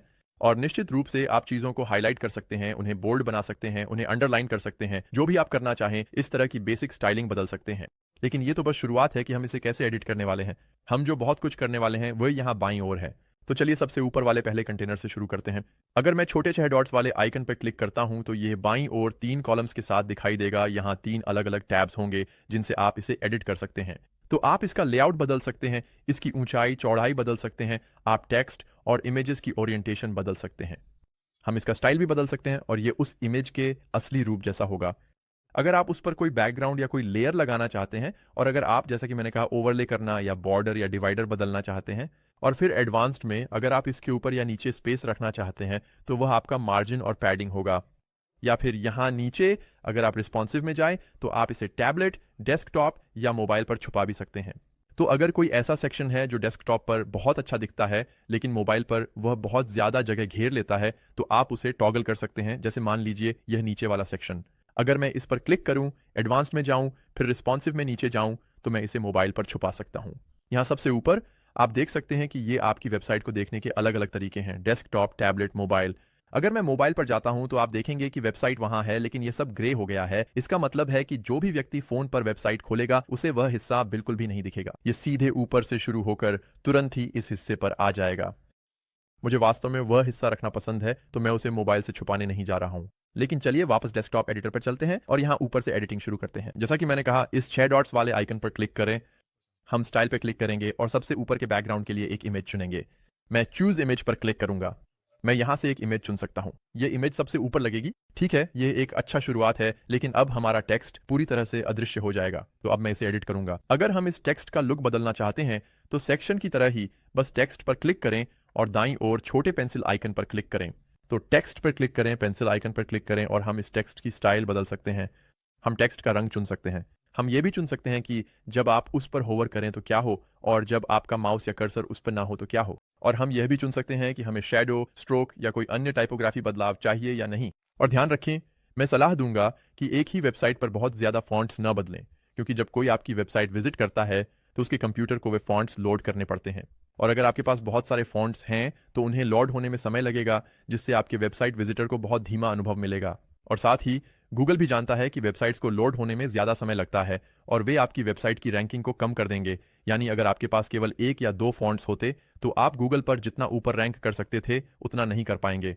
वास्तव में 2 फॉन्ट्स ही अनुशंसित हैं। तो अब चलिए इस टेक्स्ट को बदलते हैं। मैं इसे ग्रेस ओब्रायन आर्ट में बदलने जा रहा हूं। मैं इसे हाईलाइट करने जा रहा हूं और ये बिल्कुल भी हरा नहीं हो सकता, ये बहुत ज़्यादा घुल मिल जाएगा। आइए देखें कि अगर ये सफ़ेद हो तो कैसा दिखता है। सफ़ेद थोड़ा बेहतर लग रहा है और शायद हम इसमें एक शैडो या टेक्स्ट स्ट्रोक जोड़ सकते हैं। आइए यहाँ एक शैडो से शुरू करते हैं और इसे ऐसा बनाते हैं, हाँ, बहुत गहरा शैडो जैसा, गहरा शैडो। और शायद इसे थोड़ा और अपारदर्शी बनाते हैं, थोड़ा और अपारदर्शी। फिर हम यहाँ नीचे कुछ टेक्स्ट जोड़ सकते हैं और हम इस टेक्स्ट की शैली को ऊपर वाले टेक्स्ट से मेल खाने के लिए बदल सकते हैं। और भले ही इसे पढ़ना अब थोड़ा आसान हो गया है, लेकिन बैकग्राउंड में एक ओवरले जोड़ना एक अच्छा विचार हो सकता है। तो चलिए हम यहीं बैकग्राउंड पर वापस चलते हैं और अगर हम नीचे स्क्रॉल करें तो हम देख सकते हैं बैकग्राउंड ओवरले। अभी हमारे पास किसी भी तरह का ओवरले नहीं है। आप एक इमेज को ओवरले के रूप में जोड़ सकते हैं। तो कभी कभी लोग, जैसे कि आप जानते हैं, एक सफ़ेद बैकग्राउंड रखते हैं और कोने में एक छोटा सा पत्ता या कुछ ऐसा जोड़ देते हैं। तो यहाँ हम क्या कर सकते हैं, मैं इसे एक क्लासिक बैकग्राउंड बनाने जा रहा हूँ। हम इसे एक सिंगल कलर का बनाएंगे। इस रंग को चलिए इसे डार्क ग्रीन के किसी वेरिएशन जैसा बनाते हैं, शायद कुछ ऐसा। हम इसकी अपारदर्शिता, ओपेसिटी चुन सकते हैं। तो जाहिर है यहाँ पूरी तरह से अपारदर्शी है और यहाँ बहुत पारदर्शी। हम इसे बीच में कुछ रख सकते हैं ताकि ये अभी भी बहुत आसान रहे। तो आप देख सकते हैं कि अब इसे पढ़ना काफ़ी आसान हो गया है, सिर्फ इसे थोड़ा सा गहरा करने से। तो इसके साथ खेलें, सही स्तर खोजें। और अब चलिए बटन बदलते हैं। तो अगर हम बटन पे क्लिक करें या बटन के बगल में पेंसिल आइकन पे क्लिक करें, तो आप देखेंगे कि जब मैं इस पे होवर करता हूं तो इसका रंग वाकई बदलता है। तो हम स्टाइल में जा सकते हैं और बटन का रंग बदलकर शुरू कर सकते हैं। तो मैं कहूँगा कि बटन का रंग, चलिए इसे डिफ़ॉल्ट रूप से सफ़ेद रखते हैं। और जब आप इस पर होवर करें तो ये गहरे हरे रंग में बदल सकता है। तो चलिए रंग को गहरे हरे में बदलते हैं, शायद कुछ ऐसा। और फिर हम टेक्स्ट के साथ इसका उल्टा करना चाहेंगे। मैं कहूँगा कि टेक्स्ट का रंग शुरू में बहुत गहरा हरा होना चाहिए, कुछ ऐसा। और जब हम उस पर होवर करें तो टेक्स्ट सफ़ेद रंग में बदल सकता है। तो जब हम उस पर होवर करें तो ये हरे और सफ़ेद रंग में बदल जाना चाहिए ताकि ये कुछ ऐसा लगे। आपको पता चल जाता है कि आप बटन पर होवर कर रहे हैं। हम कोनों को थोड़ा गोल करने के लिए थोड़ा सा रेडियस भी जोड़ सकते हैं। या आप देख सकते हैं कि ये बहुत शार्प दिखता है और शायद यही आप चाहते हैं। लेकिन मुझे ज़्यादातर बटनों पर थोड़ा सा रेडियस पसंद है, तो मैं रेडियस जोड़ने जा रहा हूँ, बार बार क्लिक करता रहूँगा। ऐसा कुछ थोड़ा ज़्यादा अपनापन महसूस कराता है। आप रेडियस भी बदल सकते हैं। तो अगर आप सिर्फ एक या दो कोनों पर ही रेडियस चाहते हैं तो आप यहाँ इस छोटे से लिंक बटन पर क्लिक कर सकते हैं। यह एक चेन लिंक जैसा दिखता है और आप हर एक के लिए रेडियस अलग अलग सेट कर सकते हैं। तो मैं आपको जल्दी से करके दिखाता हूँ। अगर मैं टॉप राइट या बॉटम लेफ्ट पर रेडियस नहीं चाहता तो मैं वहाँ 0 0 डाल सकता हूँ। और आप देख सकते हैं कि बटन का आकार थोड़ा अलग हो गया है। मैं इन्हें फिर से सबको थेरिन पर लिंक कर देता हूँ। मुझे लगता है कि यहाँ यही सबसे अच्छा दिखता है। और हम मार्जिन या पैडिंग को भी इसी तरह से बदल सकते हैं। अगर आप किसी एक तरफ ज़्यादा जगह चाहते हैं तो आप लिंक को अनलिंक कर सकते हैं। तो ऊपर काफ़ी ज़्यादा पैडिंग है और आप चाहें तो उसे भी लिंक या अनलिंक कर सकते हैं। आइए यहाँ एक बॉक्स शैडो जोड़ते हैं ताकि ये थोड़ा और उभर कर दिखे। मैं यहाँ कलर आइकन पर क्लिक करने जा रहा हूँ। आइए इसे थोड़ा और अपारदर्शी बनाते हैं ताकि ये थोड़ा और स्पष्ट दिखे। हम इसमें थोड़ा और ब्लर और थोड़ा और स्प्रेड जोड़ सकते हैं। ये थोड़ा ज़्यादा स्प्रेड हो गया है। और हम इसे थोड़ा वर्टिकली और थोड़ा हॉरिजॉन्टली ऑफसेट कर सकते हैं ताकि शैडो नीचे या दाईं ओर आ जाए। मुझे लगता है कि मैं इसे थोड़ा सा कम कर दूंगा ताकि उस पर एक अच्छा सा हल्का शैडो रहे। तो हम यहाँ कुछ प्रगति करना शुरू कर रहे हैं। लेकिन आइए बदलते हैं कि ये बटन असल में करता क्या है। तो अगर हम ऊपर स्क्रॉल करें और कंटेंट पे क्लिक करें तो अभी यह बटन बिल्कुल भी कुछ नहीं करता। क्या आप ये छोटा सा पाउंड सिंबल देख रहे हैं? हम इसमें एक लिंक डाल सकते हैं। तो अगर यह शॉप नाउ होने वाला है, जिसे मैं असल में बदलना चाहूँगा व्यू व्यू गैलरी, और फिर हम इसे लिंक कर सकते हैं। तो हम इसे लिंक कर सकते हैं। तो आप लिंक विकल्प चुनते हैं। आप चुन सकते हैं कि क्या यह एक नए विंडो में खुलेगा। No follow, do follow link. फिलहाल आपको इसकी चिंता करने की ज़रूरत नहीं है। लेकिन मान लीजिए हम चाहते हैं कि यह हमारे गैलरी पेज से लिंक हो। तो अपनी गैलरी ढूंढने के लिए हम वापस जा सकते हैं अपने डैशबोर्ड पर। या अगर आप चाहें तो बाद में भी ये लिंक डाल सकते हैं, लेकिन मैं इसे अभी ही कर रहा हूँ। तो हम पेजेस पर जाएंगे और अभी हमारे पास कोई अच्छा पेज नहीं है जो हमारी गैलरी हो। मैं अभी के लिए शॉप पेज को ही चुनूंगा। तो अगर मैं शॉप पेज पर जाता हूं तो आप देखेंगे कि अभी वहां कुछ भी नहीं है, लेकिन मैं इसे गैलरी में बदल दूंगा। मैं इसका नाम बदलकर गैलरी रखने वाला हूं। तो फिलहाल हम इस लिंक का इस्तेमाल करते हैं। तो हमारे पास ये लिंक है, मैं इसी लिंक का इस्तेमाल करूंगा। मैं इसे यहीं पेस्ट कर दूंगा। लीजिए, हो गया। अब अगर आप कभी चाहें तो, वैसे ये बटन सिर्फ किसी वेबसाइट से लिंक करने के लिए ही नहीं है। ये एक फ़ोन नंबर भी हो सकता है ताकि कोई आपको कॉल कर सके। ये एक ईमेल भी हो सकता है जिससे किसी का ईमेल एप्लीकेशन अपने आप खुल जाएगा, चाहे वह उनके फ़ोन पर हो या डेस्कटॉप पर। या ये किसी पेज के किसी और हिस्से पर भी जा सकता है। तो याद है वो छोटा पाउंड सिंबल नाउ राज हुइस जो हमने शुरुआत में देखा था? तो चलिए मैं वही एक और बटन के साथ करके दिखाता हूँ। मुझे लगता है कि यह एक अच्छा शुरुआत है, लेकिन मान लीजिए हमें यहाँ नीचे एक बटन चाहिए। आइए कुछ नया जोड़ते हैं। तो मैं यहाँ छोटे से प्लस आइकन पर क्लिक करने जा रहा हूँ और मान लीजिए हमें यहाँ एक बटन चाहिए जो किसी कारणवश आपको यहाँ नीचे स्क्रॉल करवा दे। इसे एंकर कहा जाता है। तो अगर हम इसमें जाएं तो असल में एंकर मेन्यू, एंकर सर्च करना ज़्यादा आसान है। मैं इसे क्लिक करके खींच सकता हूं और मान लीजिए हम चाहते हैं कि यह ठीक यहाँ हो, या हम इसे यहाँ नीचे भी छोड़ सकते हैं। शायद ये यहीं पर रहेगा। तो ये एक एंकर है और हम इसका नाम रख सकते हैं। हम इसे बॉटम कहेंगे, हम इसे निचला लंगर कहेंगे। और असल में कोई भी इस एंकर को नहीं देखेगा। ये आपके अलावा, यानी डेवलपर के अलावा, किसी के लिए मौजूद नहीं है। और फिर यहाँ ऊपर अगर मेरे पास एक बटन है तो चलिए एक बटन जोड़ते हैं। तो प्लस आइकन पर क्लिक करें। हम बटन ढूंढेंगे, बटन, और शायद इस बटन को मैं बस यहाँ ऊपर छोड़ दूंगा। हम इसे हटा देंगे, लेकिन ये सिर्फ दिखाने के लिए है। हमारे पास यहाँ एक बटन है और मैं चाहता हूं कि यह बटन उस नीचे वाले छोटे एंकर से लिंक हो जिसका नाम बॉटम है। तो मैं क्या करने जा रहा हूं, वहां एक छोटा हैश सिंबल, एक छोटा पाउंड सिंबल छोड़ूंगा और हम लिखेंगे बॉटम बॉटम, और अब वह बटन नीचे बॉटम पर लिंक होना चाहिए। तो चलिए सुनिश्चित करते हैं कि यह सच में ऐसा करता है। मैं प्रीव्यू पर जाऊंगा, ऊपर छोटे आईबॉल आइकन पर क्लिक करूंगा और यह इसे एक नए टैब में प्रीव्यू करेगा। वैसे मुझे लगता है कि यह पहले से ही काफ़ी अच्छा दिख रहा है। अगर हम नीचे स्क्रॉल करें तो आपको ये बटन दिखाई देगा। मैं बॉटम पे क्लिक कर सकता हूं और ये आपको नीचे बॉटम तक स्क्रॉल कर देता है। ये और नीचे स्क्रॉल करता, लेकिन असल में नीचे कुछ है ही नहीं, तो ये जितना नीचे जा सकता है उतना ही जाता है। तो अब ये काम कर रहा है। ये एक एंकर है, यही है इसका तरीका। मुझे लगता है कि ये एक बहुत बढ़िया फीचर है और आप इसे और भी जोड़ सकते हैं। तो अगर आप किसी दूसरी पेज पर लिंक करना चाहते हैं और उस पेज पर किसी एंकर तक स्क्रॉल करना चाहते हैं तो आप इस फीचर के साथ बिल्कुल ऐसा कर सकते हैं, लेकिन हमें इसकी ज़रूरत नहीं है। आइए नीचे चलते हैं, इस पर क्लिक करें, छोटे पेंसिल आइकन पर क्लिक करें या फिर उस पर राइट क्लिक करें और हम इसे डिलीट करने वाले हैं। हम इसे यहाँ नहीं चाहते। नीचे वाले एंकर के साथ भी यही करना है। 3 डॉट्स या 6 डॉट्स वाले आइकन पर क्लिक करें, राइट क्लिक करें और हम इसे भी डिलीट कर सकते हैं। अब अगर आप नीचे स्क्रॉल करेंगे तो आपको यह सेक्शन यहीं दिखाई देगा। अगर हम 6 डॉट्स वाले आइकन पे क्लिक करें तो ये एक कंटेनर है जिसमें एक और सेक्शन है, एक और कंटेनर है, और आप इन दोनों चीज़ों को अलग अलग एडिट कर सकते हैं।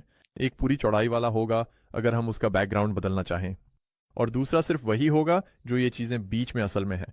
और ये वाला हमारे टेम्पलेट के साथ आया था, तो ये यहाँ पर लगभग अपने आप ही 3 प्रोडक्ट्स जोड़ रहा है।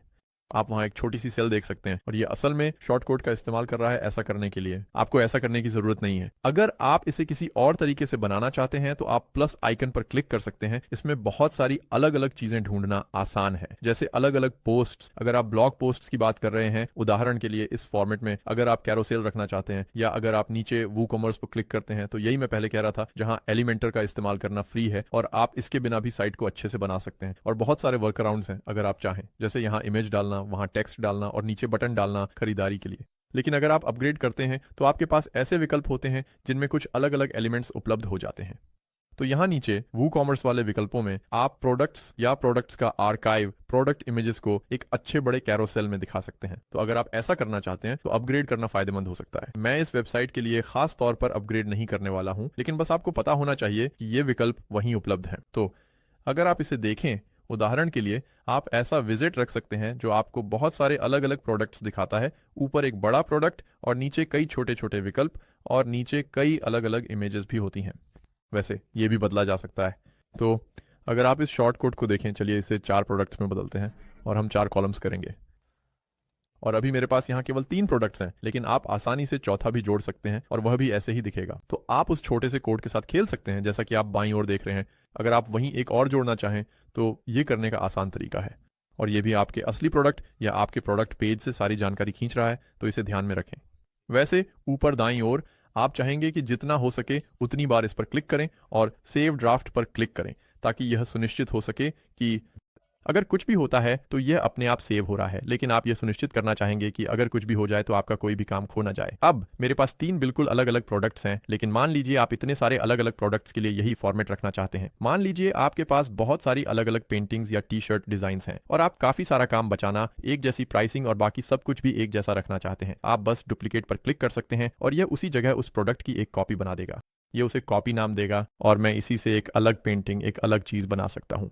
और अगर आप वेरिएशंस तक नीचे जाएंगे तो आप देखेंगे कि हमारे पास यहाँ सभी वेरिएशंस मौजूद हैं। हमारे पास वे सभी इमेजेस हैं। हम उन सभी इमेजेस को बदल सकते हैं, जो मैं निश्चित रूप से करने की सलाह दूंगा। और आपको SKU को भी अपडेट करना चाहिए ताकि वह 8041 न रहे। इसके बजाय आप चाहेंगे कि वह जैसे 1008 हो। तो अब यहाँ नीचे मान लीजिए मैं एक सेक्शन जोड़ना चाहता हूँ जो कलाकार के बारे में हो।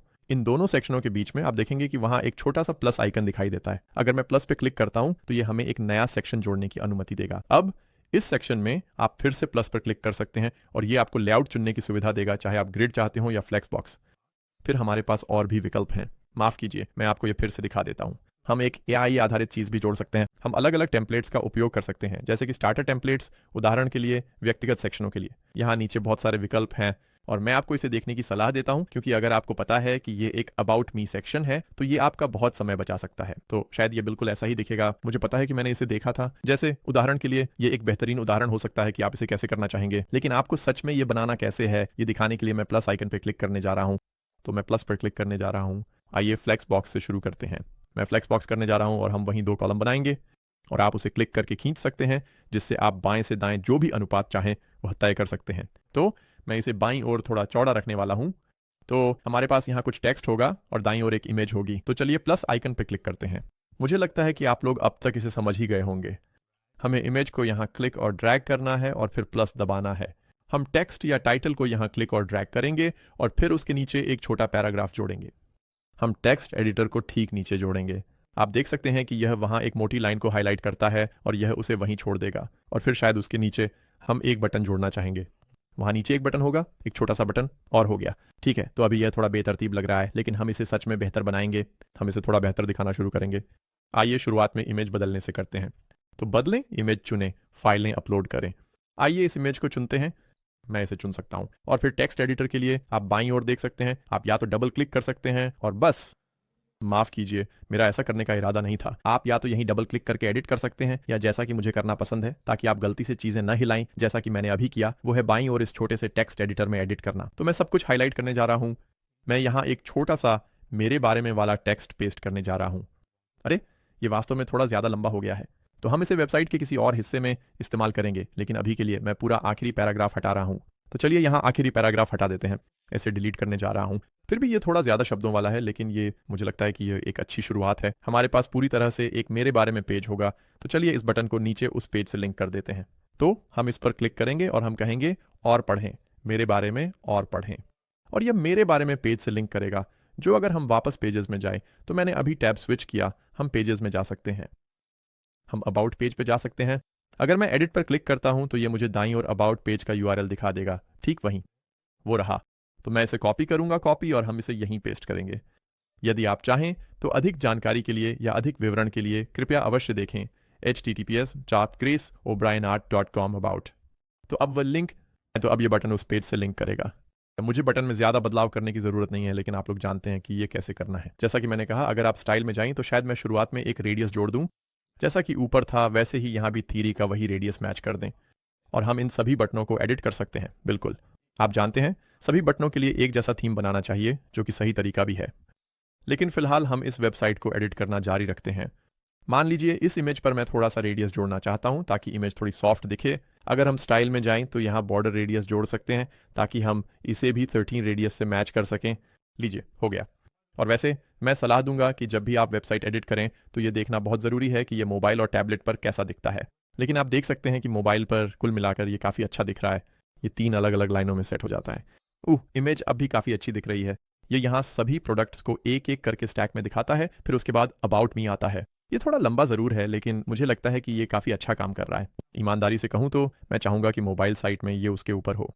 लेकिन चलिए एडिटिंग जारी रखते हैं। अब तक ये काफ़ी अच्छा लग रहा है। कई बार ऐसा होता है कि जब आप मोबाइल एडिटर में जाते हैं तो फोटोज इधर उधर हो जाती हैं और बहुत खराब दिखती हैं, और इसलिए मुझे लगता है कि साइट एडिट करते समय जितना हो सके उतनी बार इसे दोबारा देखना जरूरी है। अब फिर से चलिए यहाँ ऊपर चलते हैं और इसे ड्राफ्ट के रूप में सेव करते हैं। असल में मैं इसे अभी पब्लिश ही कर देता हूँ ताकि हम वेबसाइट को दूसरे डिवाइसेस पर भी देख सकें और जान सकें कि यह कैसी दिखती है। ठीक है, तो मुझे नहीं लगता कि हमें यह सेक्शन यहाँ चाहिए। मैं बस एक्स पे क्लिक करता हूँ और इससे वह सेक्शन हट जाएगा। इसी तरह इस वाले के साथ भी, इसी तरह इस वाले के साथ भी। हम यहाँ इसे एक साधारण वेबसाइट ही बनाए रखेंगे। हम भविष्य में इसमें और चीज़ें जोड़ सकते हैं अगर चाहें, लेकिन चलिए बहुत ही बेसिक से शुरू करते हैं। फिर यहाँ नीचे शायद मैं एक गैलरी जोड़ना चाहूँगा। ये शायद आखिरी चीज़ होगी जो हम यहाँ जोड़ सकते हैं। और गैलरी के लिए चलिए इसे एक फ्लैक्स बॉक्स बना देते हैं, और ये बस एक बेसिक फ्लैक्स बॉक्स जैसा ही होगा। और अगर हम प्लस पे क्लिक करें तो देखते हैं कि हम ऐसा क्या जोड़ सकते हैं जो सच में गैलरी जैसा लगे। तो पोर्टफोलियो यहाँ सबसे उपयुक्त विकल्प है, लेकिन फिर से ये प्रो पेवॉल के पीछे ही उपलब्ध होगा। तो आपको ये दिखाने के लिए कि आप ऐसी चीज़ों से कैसे निपट सकते हैं, अगर आप चाहें तो एक ग्रिड जोड़ सकते हैं, और फिर उस ग्रिड में आप अपनी सारी तस्वीरें इस तरह से सेट कर सकते हैं। तो मैं प्लस में जा सकता हूं और हर एक में एक एक इमेज जोड़ सकता हूं, और इस तरह हमारा पूरा ग्रिड तैयार हो रहा है। मैं एक और इमेज जोड़ने जा रहा हूं और मैं इन्हें डुप्लीकेट भी कर सकता हूं। बस राइट क्लिक करें और डुप्लीकेट चुनें, और चलिए यहाँ एक छोटा सा 9 ग्रिड यानी 9 का एक एरे बना लेते हैं। तो लीजिए, हो गया। अब हमारे पास 9 है। और इस तरह बजाय इसके कि हमें इसे सेटअप करने के लिए बहुत मेहनत करनी पड़े या एलिमेंटोर प्रो के लिए पैसे देने पड़े, जैसा कि मैंने कहा, आप लगभग हर चीज़ का हल निकाल सकते हैं। अगर हम छोटे पेंसिल आइकन पर क्लिक करें तो हम यहाँ भी जा सकते हैं। हम यहाँ एक लिंक भी सेट कर सकते हैं। तो अगर मैं लिंक पर जाऊँ तो ये एक कस्टम यूआरएल हो सकता है, और ये उस व्यक्तिगत प्रोडक्ट के शॉप पेज पर जा सकता है। तो चलिए यहाँ एक इमेज चुनते हैं। मैं बस उन सभी अलग अलग इमेजेस में से कोई भी चुनने जा रहा हूं जो उपलब्ध हैं। मान लीजिए पहली इमेज शायद ये वाली होगी, तो शायद मैं इसके ऊपर एक हेडिंग जोड़ना चाहूंगा। ऐसा करने के लिए मैं कंटेनर को क्लिक करके ड्रैग करूंगा, मैं इसे ठीक वहीं छोड़ दूंगा, ये ऊपर दिखाई देगा। मैं प्लस पर क्लिक कर सकता हूं और चलिए यहाँ एक हेडिंग जोड़ते हैं और मान लीजिए कि इसे गैलरी कहते हैं, गैलरी। फिर हमारे पास यहाँ कुछ फोटो हैं, हम और जोड़ सकते हैं। मैंने आपको दिखाया था कि ये कैसे करना है, लेकिन हर एक के साथ चलिए लिंक करते हैं, शायद इस वाले को उदाहरण के लिए, या मेरा ख्याल है देखते हैं, ये वाला तो हमने पहले ही एक प्रोडक्ट के रूप में लिस्ट किया हुआ है। तो हम यहाँ एक लिंक जोड़ेंगे, कस्टम यूआरएल, और फिर अगर हम प्रोडक्ट्स पर वापस जाएं तो निश्चित रूप से आप यहाँ अपने सभी प्रोडक्ट लिंक पा सकते हैं। प्रोडक्ट्स पर जाएं, उसको ढूंढें जो मुझे लगता है कि यही है, एडिट पर जाएं और बस उस यूआरएल स्लग को कॉपी कर लें। तो अब हमारे पास यूआरएल होगा जो हमारी साइट का नाम / और फिर उस प्रोडक्ट का नाम होगा। तो हमारे पास वह वाला है। मैं अब कहीं और क्लिक कर सकता हूँ। आइए इसे बंद कर देते हैं और मुझे लगता है कि फिलहाल मैं इसे यहीं छोड़ने वाला हूँ। आइए बात करते हैं कि हम इस साइट के अन्य पेजों को कैसे एडिट कर सकते हैं। ये करना वाकई बहुत आसान है। आप या तो यहीं से छोटे से ड्रॉप डाउन पर क्लिक करके अपनी अन्य पेजों को यहीं से एडिट कर सकते हैं, या फिर आप अपने वर्डप्रेस डैशबोर्ड पर वापस जा सकते हैं। तो बस याद दिला दूं, वर्डप्रेस डैशबोर्ड से यहाँ पेजेस पे क्लिक करें और फिर हम मान लीजिए अबाउट पेज को एडिट कर सकते हैं। शायद यही अगला पेज है जिसे हम एडिट कर सकते हैं। एडिट विथ एलिमेंटोर पर क्लिक करें तो हमारा अबाउट पेज कुछ इस तरह दिखता है। सच कहूं तो मुझे ये सेटअप बिल्कुल भी पसंद नहीं है, इसलिए मैं इसे पूरी तरह से डिलीट करने जा रहा हूं। मुझे नहीं लगता कि हमें इसे इस तरह दिखाने की ज़रूरत है। इसके बजाय मैं इसे फ्लेक्स बॉक्स के साथ सेटअप करने जा रहा हूं। हम एक 2 स्तंभ वाला फ्लेक्स बॉक्स बनाएंगे। ये अजीब तरह से पूरी तरह ऊपर की ओर जस्टिफाइड है, तो हम क्या करेंगे कि एडवांस्ड में जाकर इसमें थोड़ा सा पैडिंग जोड़ देंगे। लो, हो गया। और फिर यहाँ पर जैसा कि आप लोग शायद अब तक समझ ही गए होंगे, मैं इस तरफ एक इमेज जोड़ने जा रहा हूँ। मैं बाईं ओर कुछ टेक्स्ट जोड़ने जा रहा हूँ। ये अबाउट पेज के बहुत ही समान होने वाला है। तो मेरे बारे में हम यहाँ एक इमेज जोड़ने वाले हैं। शायद इस बार मैं कोई अलग इमेज इस्तेमाल करूँगा। तो मैं सिलेक्ट पे क्लिक करूँगा और फिर बाईं ओर यहाँ मैं अबाउट मी के ठीक नीचे अपना टेक्स्ट एडिटर जोड़ने जा रहा हूँ और बाईं ओर के टेक्स्ट को एडिट करूँगा। और फिर से ये पैराग्राफ थोड़ा लंबा होने वाला है, तो मैं इसे हटा दूंगा और इसे थोड़ा नीचे ले जाऊँगा। तो हम इसे यहीं करेंगे और मैं चाहता हूँ कि ये थोड़ा सा ऑफसेट हो। मुझे ये टेक्स्ट यहाँ पसंद है, लेकिन मैं चाहता हूँ कि ये थोड़ा नीचे हो। तो चलिए जिसे स्पेसर कहते हैं उसे जोड़ते हैं। तो चलिए देखें, स्पेसर यहीं है। मैं थोड़ा सा स्पेसर जोड़ने जा रहा हूँ, बाईं ओर नहीं, माफ़ कीजिए। चलिए इसे ऊपर जोड़ते हैं। यहाँ ऊपर एक स्पेसर जोड़ें और हम इसे थोड़ा सा और नीचे कर सकते हैं, ठीक इसी जगह के आसपास। और फिर से इस इमेज को हम छोटा कर सकते हैं ताकि ये कुछ ऐसा दिखे। और फिर नीचे, तो फिर यहाँ नीचे चलिए एक और फ्लेक्स बॉक्स जोड़ते हैं। हम इसे फिर से 2 स्तंभ वाला बनाएंगे। इस बार शायद इमेज बाईं ओर होगी और हम इसे थोड़ा सा यहाँ इधर ले जा सकते हैं।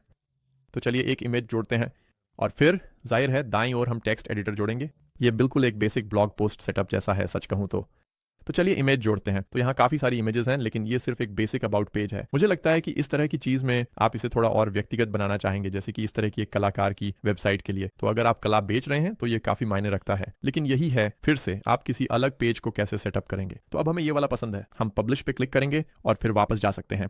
तो अगर आप यहाँ से बाहर निकलना चाहते हैं तो छोटे से एलिमेंटर आइकन पर क्लिक करें और एग्जिट टू वर्डप्रेस चुनें।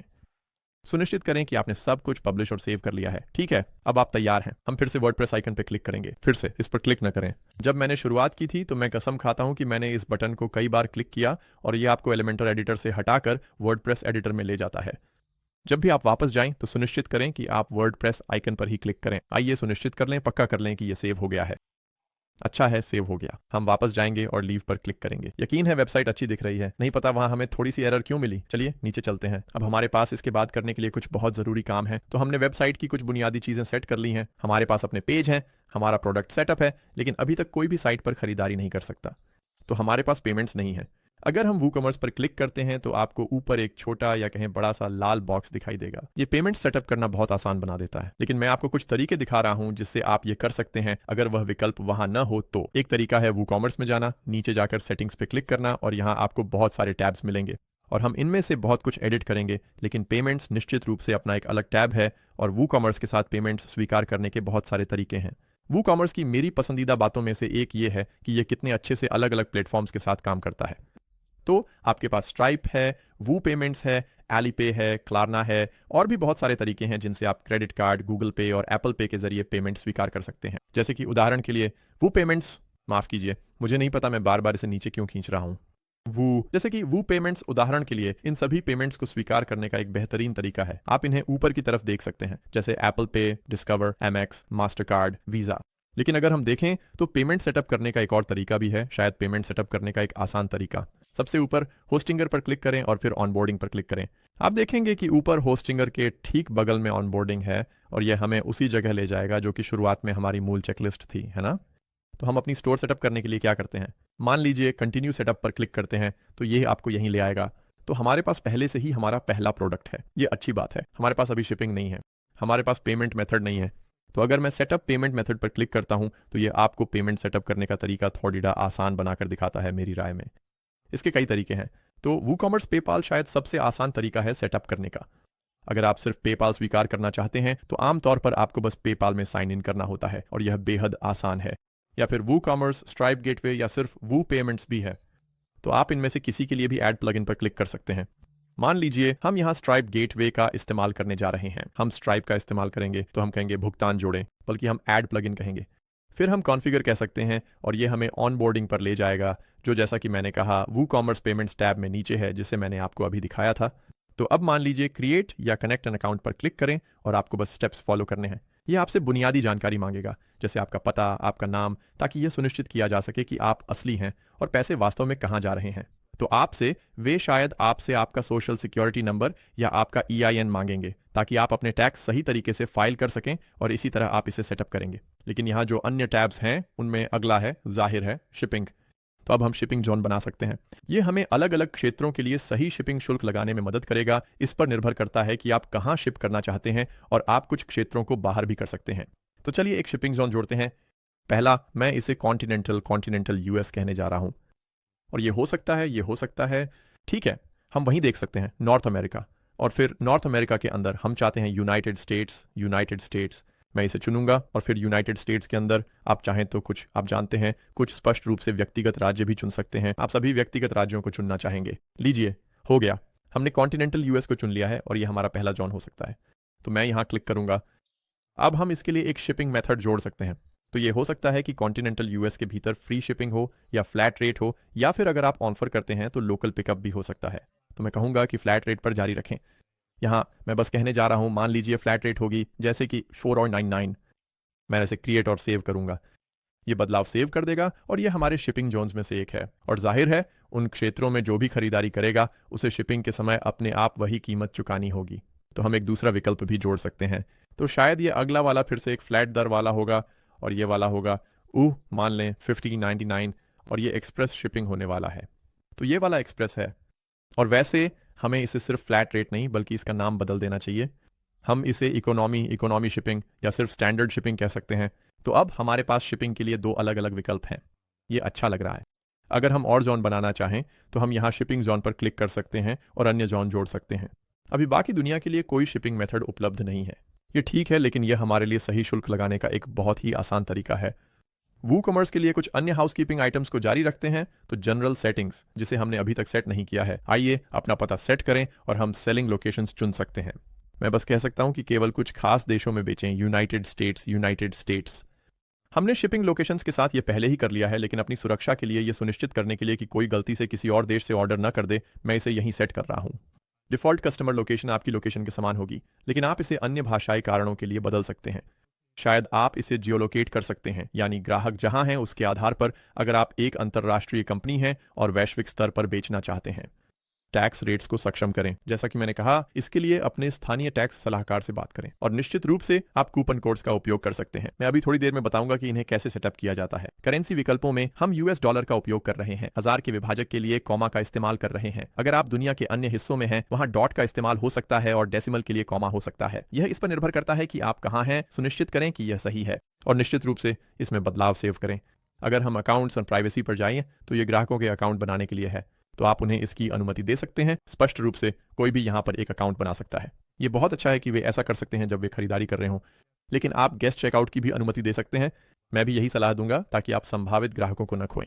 आप चाहें तो, अगर आप वाकई में अनिवार्य करना चाहते हैं, तो हम चेकआउट के दौरान लॉगिन को भी सक्षम कर सकते हैं। अगर वे चाहें, अगर हम उनके लिए अकाउंट सेटअप करना चाहते हैं, आप इसे अनिवार्य भी कर सकते हैं। हम उन्हें इसकी भी अनुमति दे सकते हैं। हम उन्हें चेकआउट के दौरान अकाउंट बनाने की अनुमति दे सकते हैं और जाहिर है कि आप इनमें से कुछ विकल्पों को खुद भी पढ़ लें। सुनिश्चित करें कि सब कुछ आपके लिए उपयुक्त है। मैंने कूपन का जिक्र किया था। आइए बात करते हैं कि कूपन कैसे सेटअप करें। अगर हम बाईं ओर क्लिक करें, माफ कीजिए, मुझे यहाँ सेव करना है, नीचे जाइए और सेव पे क्लिक करें, तो बाईं ओर वूकॉमर्स के नीचे आपको होम दिखाई देगा, जो कि जाहिर है वही जगह है जहां हम अभी हैं। तो बाईं ओर वूकॉमर्स के तहत आपको होम दिखाई देगा, जो बिल्कुल ऐसा ही होगा, बस कुछ बुनियादी मुझे नहीं पता डैशबोर्ड से जुड़ी चीज़ें। हमारे पास ऑन ऑर्डर्स हैं, तो जब कोई कुछ ऑन ऑर्डर करता है तो आपको ऑन ऑर्डर्स यहाँ दिखाई देंगे, आपको कस्टमर्स दिखाई देंगे। तो कोई भी जानकारी, अगर कोई कहता है वो अरे मैं 1 महीने पहले कस्टमर था और मैंने ये ऑर्डर किया था या कुछ भी, तो आप यहाँ कस्टमर डेटाबेस देख सकते हैं। और फिर निश्चित रूप से कूपन्स। तो ये एक बहुत ही शक्तिशाली टूल है जिसे मैं आपको एक्सप्लोर करने और इसके साथ खेलने की सलाह दूंगा। कुछ एक्सटेंशंस भी हैं। आप पर्सनलाइज्ड कूपन्स बना सकते हैं, आप स्मार्ट कूपन्स, URL कूपन्स भी बना सकते हैं। सबसे आसान तरीका, अगर आप पूरे साइट के लिए कूपन बनाना चाहते हैं तो बस अपना पहला कूपन बनाएं।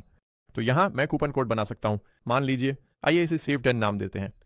आप चाहें तो एक कोड जनरेट भी कर सकते हैं, लेकिन अभी के लिए हम इसे सेव 10 ही रखते हैं। ये 10 यानी 10% की छूट देगा।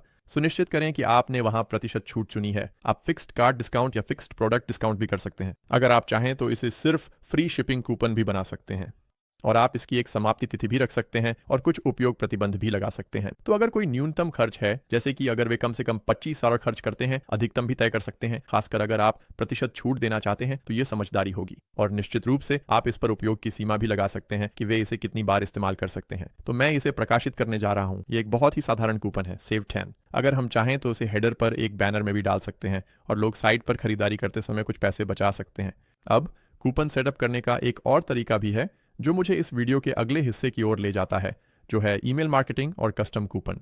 क्योंकि अगर आपके पास सिर्फ ऐसा कूपन है जैसे सेव 10, तो कोई भी व्यक्ति जिसके पास हनी या इस तरह का कोई एक्सटेंशन है, वह बिना किसी खास वजह के 10% की छूट पा सकता है। इसमें कोई प्रोत्साहन नहीं है, आपको वास्तव में इससे कोई फायदा नहीं हो रहा है।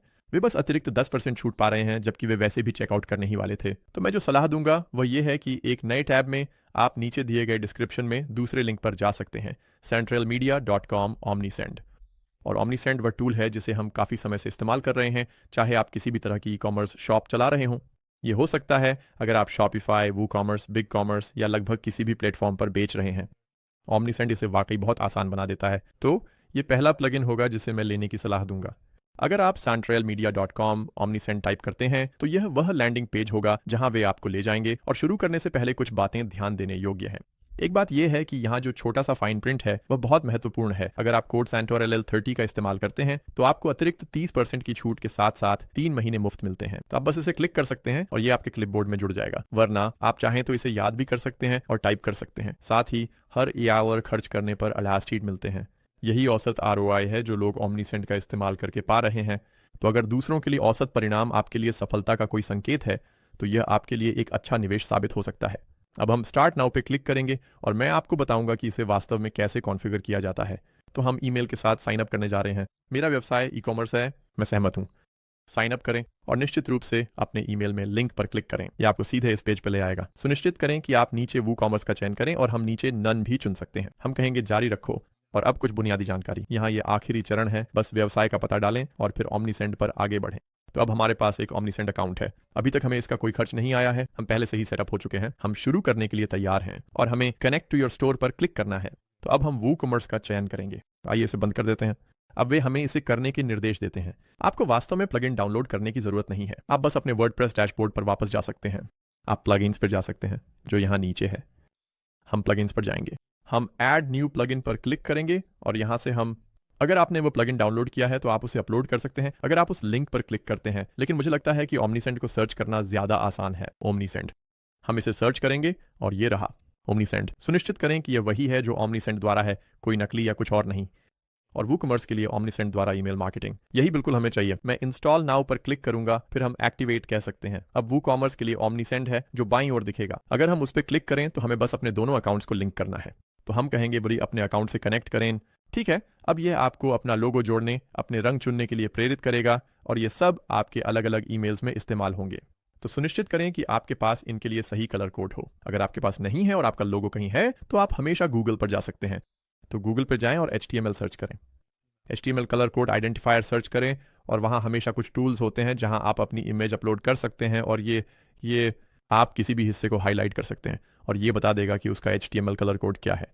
तो आप उसे यहाँ टाइप कर सकते हैं और अपने लोगो या वेबसाइट के अन्य हिस्सों से बिल्कुल मेल खाते हुए रंग पा सकते हैं। डिफ़ॉल्ट रूप से वहीं छोटे से लोगों से प्रेरणा ले रहे हैं, तो मैं उन रंगों को रखूंगा, मैं उन रंगों को फ़ॉन्ट के लिए रखूंगा। हाँ, हम अपना फ़ॉन्ट वहाँ रख सकते हैं। अपना सोशल लिंक चलिए इंस्टाग्राम से लिंक करते हैं और हम ब्रांड एसेट्स को सेव कर सकते हैं।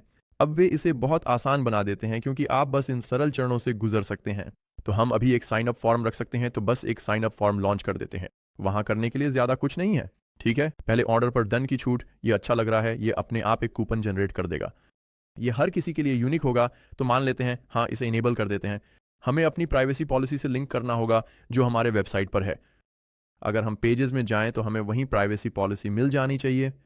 अगर मैं एडिट पे क्लिक करता हूं तो मैं इस प्राइवेसी पॉलिसी का लिंक कॉपी कर सकता हूं। ठीक है, तो चलिए उस लिंक को कॉपी करते हैं और फिर यहाँ हम बस उस लिंक को यहाँ प्राइवेसी पॉलिसी में पेस्ट कर सकते हैं। और अब हम कह सकते हैं कि समस्याओं की जांच करें। अच्छा, फॉर्म को सक्षम करें। ये अब तैयार है।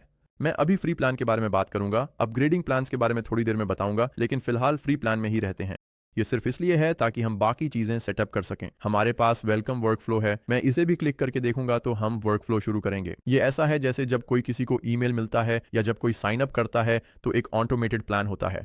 हम छोड़ी गई कार्ड्स को भी रिकवर कर सकते हैं, तो ये वाकई में फायदेमंद है। अगर कोई आपकी वेबसाइट पर जाता है, वे टाइप करते हैं, आप जानते हैं कि वे चेकआउट करने वाले हैं, वे अपना ईमेल एड्रेस टाइप करते हैं और फिर किसी भी कारण से वे बिक्री पूरी नहीं करते, वे वास्तव में खरीद पर क्लिक नहीं करते, शायद वे ध्यान भटक गया, कुछ हो गया, किसी ने उन्हें कॉल कर लिया। ये उन्हें एक निश्चित समय के बाद ईमेल भेजेगा और बताएगा जैसे, हे, आपने यह अपनी कार्ट में रखा था, शायद आप इसे खरीदना चाहें, शायद आप भूल गए हों। और अगर वे कुछ नहीं करते तो आप उन्हें एक बड़ा प्रोत्साहन दे सकते हैं और कह सकते हैं, हे, ये रहा 10% की छूट, जैसे आप इसमें रुचि रखते थे, शायद आप आज ही खरीदारी करना चाहें। और ये एक शानदार तरीका है जिससे आपको लोगों को फिर से टारगेट नहीं करना पड़ता। आपके पास पहले से ही एक काफी गर्म लीड है, कोई ऐसा व्यक्ति जो रुचि रखता है और आप वास्तव में उसे एक ऑटोमेशन के जरिए बिक्री में बदल सकते हैं यहीं पर। तो इसी बात को लेकर अगर मैं कहूं वर्कफ्लो लॉन्च करें तो शायद ये मुझे संकेत देगा, ठीक है, हम वास्तव में इसे शुरू कर सकते हैं। मैं 1 सेकंड में पेड प्लान्स के बारे में बात करूंगा, लेकिन मान लीजिए वर्कफ्लो शुरू करें और आप यहां अपने खुद के कुछ बहुत ही एडवांस्ड वर्कफ्लो बना सकते हैं, लेकिन सिर्फ उनके दिए गए वर्कफ्लो का इस्तेमाल करना भी काफी प्रभावशाली है। लीजिए, ये रहा, यही मैंने उम्मीद की थी। इनमें से कई के लिए आपको प्लान अपग्रेड करना होगा, तो चलिए प्लान्स देखते हैं। मैं कहूंगा प्लान्स देखें, हम कहेंगे वह जारी रखें। और हालांकि आप फ्री प्लान पर रह सकते हैं, लेकिन अगर आप बहुत सारी ईमेल भेजना चाहते हैं, जो कि यह करने वाला है, तो एक स्टैंडर्ड और एक प्रो प्लान है और प्रो प्लान में SMS भी शामिल है। लेकिन आप यहीं देख सकते हैं 500 कॉन्टैक्ट्स प्रति माह, 3 महीनों के लिए 1800 ईमेल्स।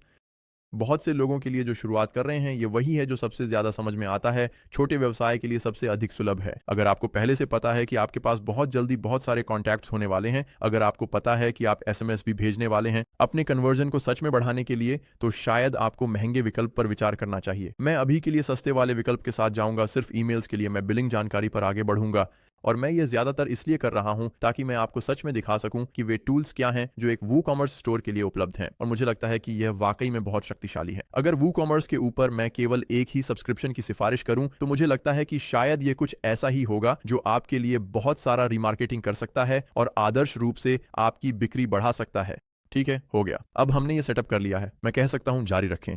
और अब हम वह ईमेल बना सकते हैं। मान लीजिए ईमेल बनाएं। अब जब सेटअप कर लिया है, इसे बंद कर देते हैं। चलिए वापस चलते हैं जहां हम ऑटोमेशन में थे। तो हम यहां ऑटोमेशन पर क्लिक कर सकते हैं और यहां हमारे पास अबैंडन कार्ट चेकआउट या अबैंडन चेकआउट, अबैंडन कार्ट और वेलकम ईमेल हैं।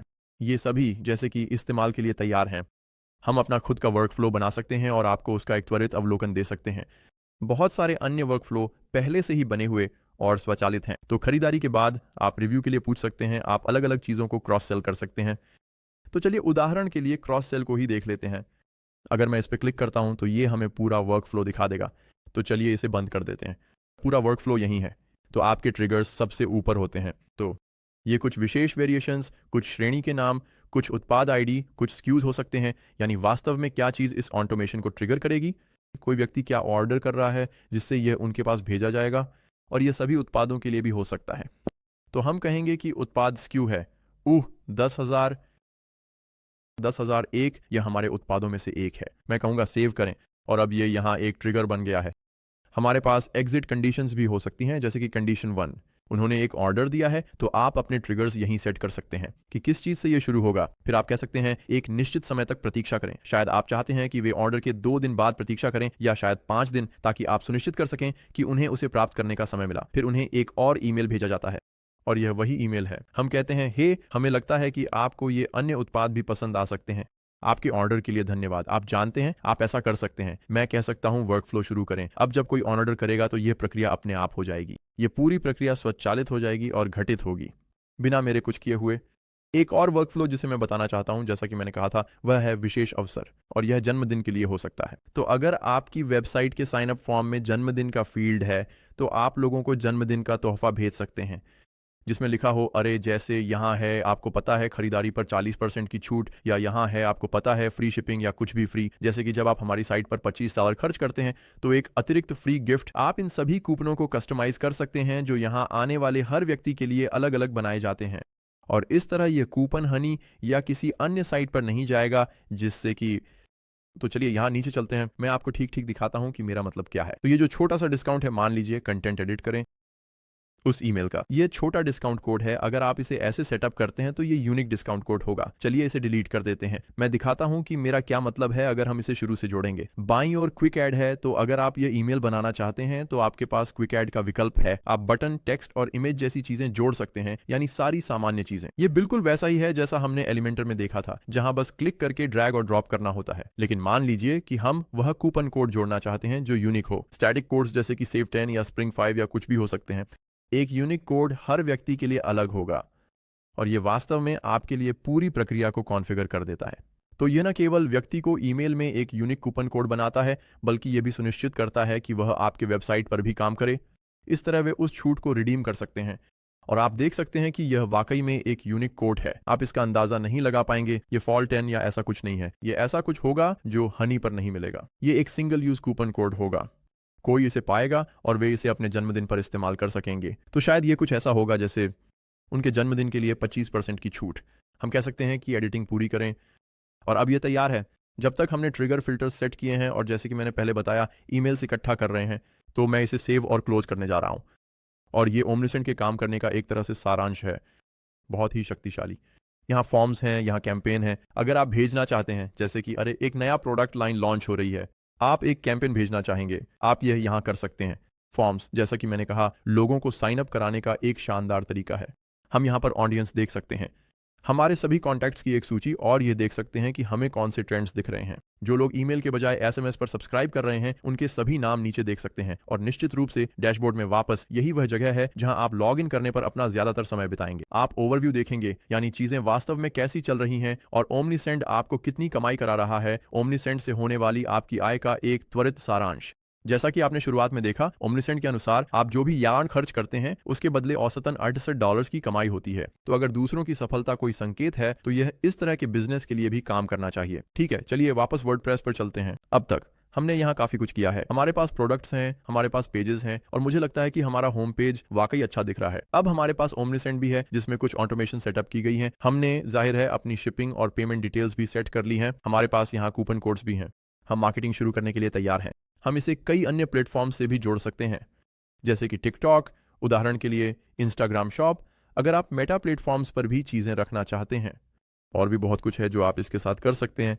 अगर आप बाईं ओर ध्यान से देखें तो आप देख सकते हैं कि अब वहां ज्यादा हलचल हो रही है। यहाँ बहुत कुछ हो रहा है, और मुझे लगता है कि एक बार फिर से इसका त्वरित अवलोकन करना जरूरी है ताकि आपको पता रहे कि सब कुछ वास्तव में कहाँ है। तो सबसे ऊपर आपको होस्टिंगर दिखाई देगा और उसके नीचे डैशबोर्ड। आपको यह सुनिश्चित करना चाहिए कि आप जितना संभव हो सके उतनी बार अपडेट्स चेक कर रहे हैं। अभी क्योंकि यह एक नई वेबसाइट है, हमारे पास कोई अपडेट्स नहीं है, लेकिन कभी कभी अगर कुछ अपडेट नहीं होता है तो आपकी वेबसाइट में समस्याएं आ सकती हैं। तो अगर कभी आपकी वेबसाइट में कोई समस्या आती है तो मैं सबसे पहले अपडेट्स चेक करने की सलाह देता हूं, और यह वाकई बहुत बहुत जरूरी है। जब आप कुछ अपडेट करते हैं, मैं आपको एक और साइट दिखाता हूं उदाहरण के लिए। ठीक है, तो चलिए इस दूसरी वेबसाइट को देखते हैं। उदाहरण के लिए आप देख सकते हैं कि हमारे पास एक प्लगइन है जिसे अपडेट करने की जरूरत है। अगर मैं इसे चुनता हूं और फिर प्लगइन्स अपडेट करें कहता हूं तो यह मुझे एक अपडेट पेज पर ले जाएगा। और फिर यहाँ नीचे सुनिश्चित करें कि आप इस पेज से बाहर ना जाएं। इस पेज से बाहर ना जाएं, वरना आपकी वेबसाइट मेंटेनेंस मोड में फंस जाएगी। आप देख सकते हैं कि यह एक प्रक्रिया से गुजरेगा। अगर आप एक साथ बहुत सारे अपडेट करते हैं तो इसमें ज्यादा समय लग सकता है। यह सब एक साथ ही हो गया।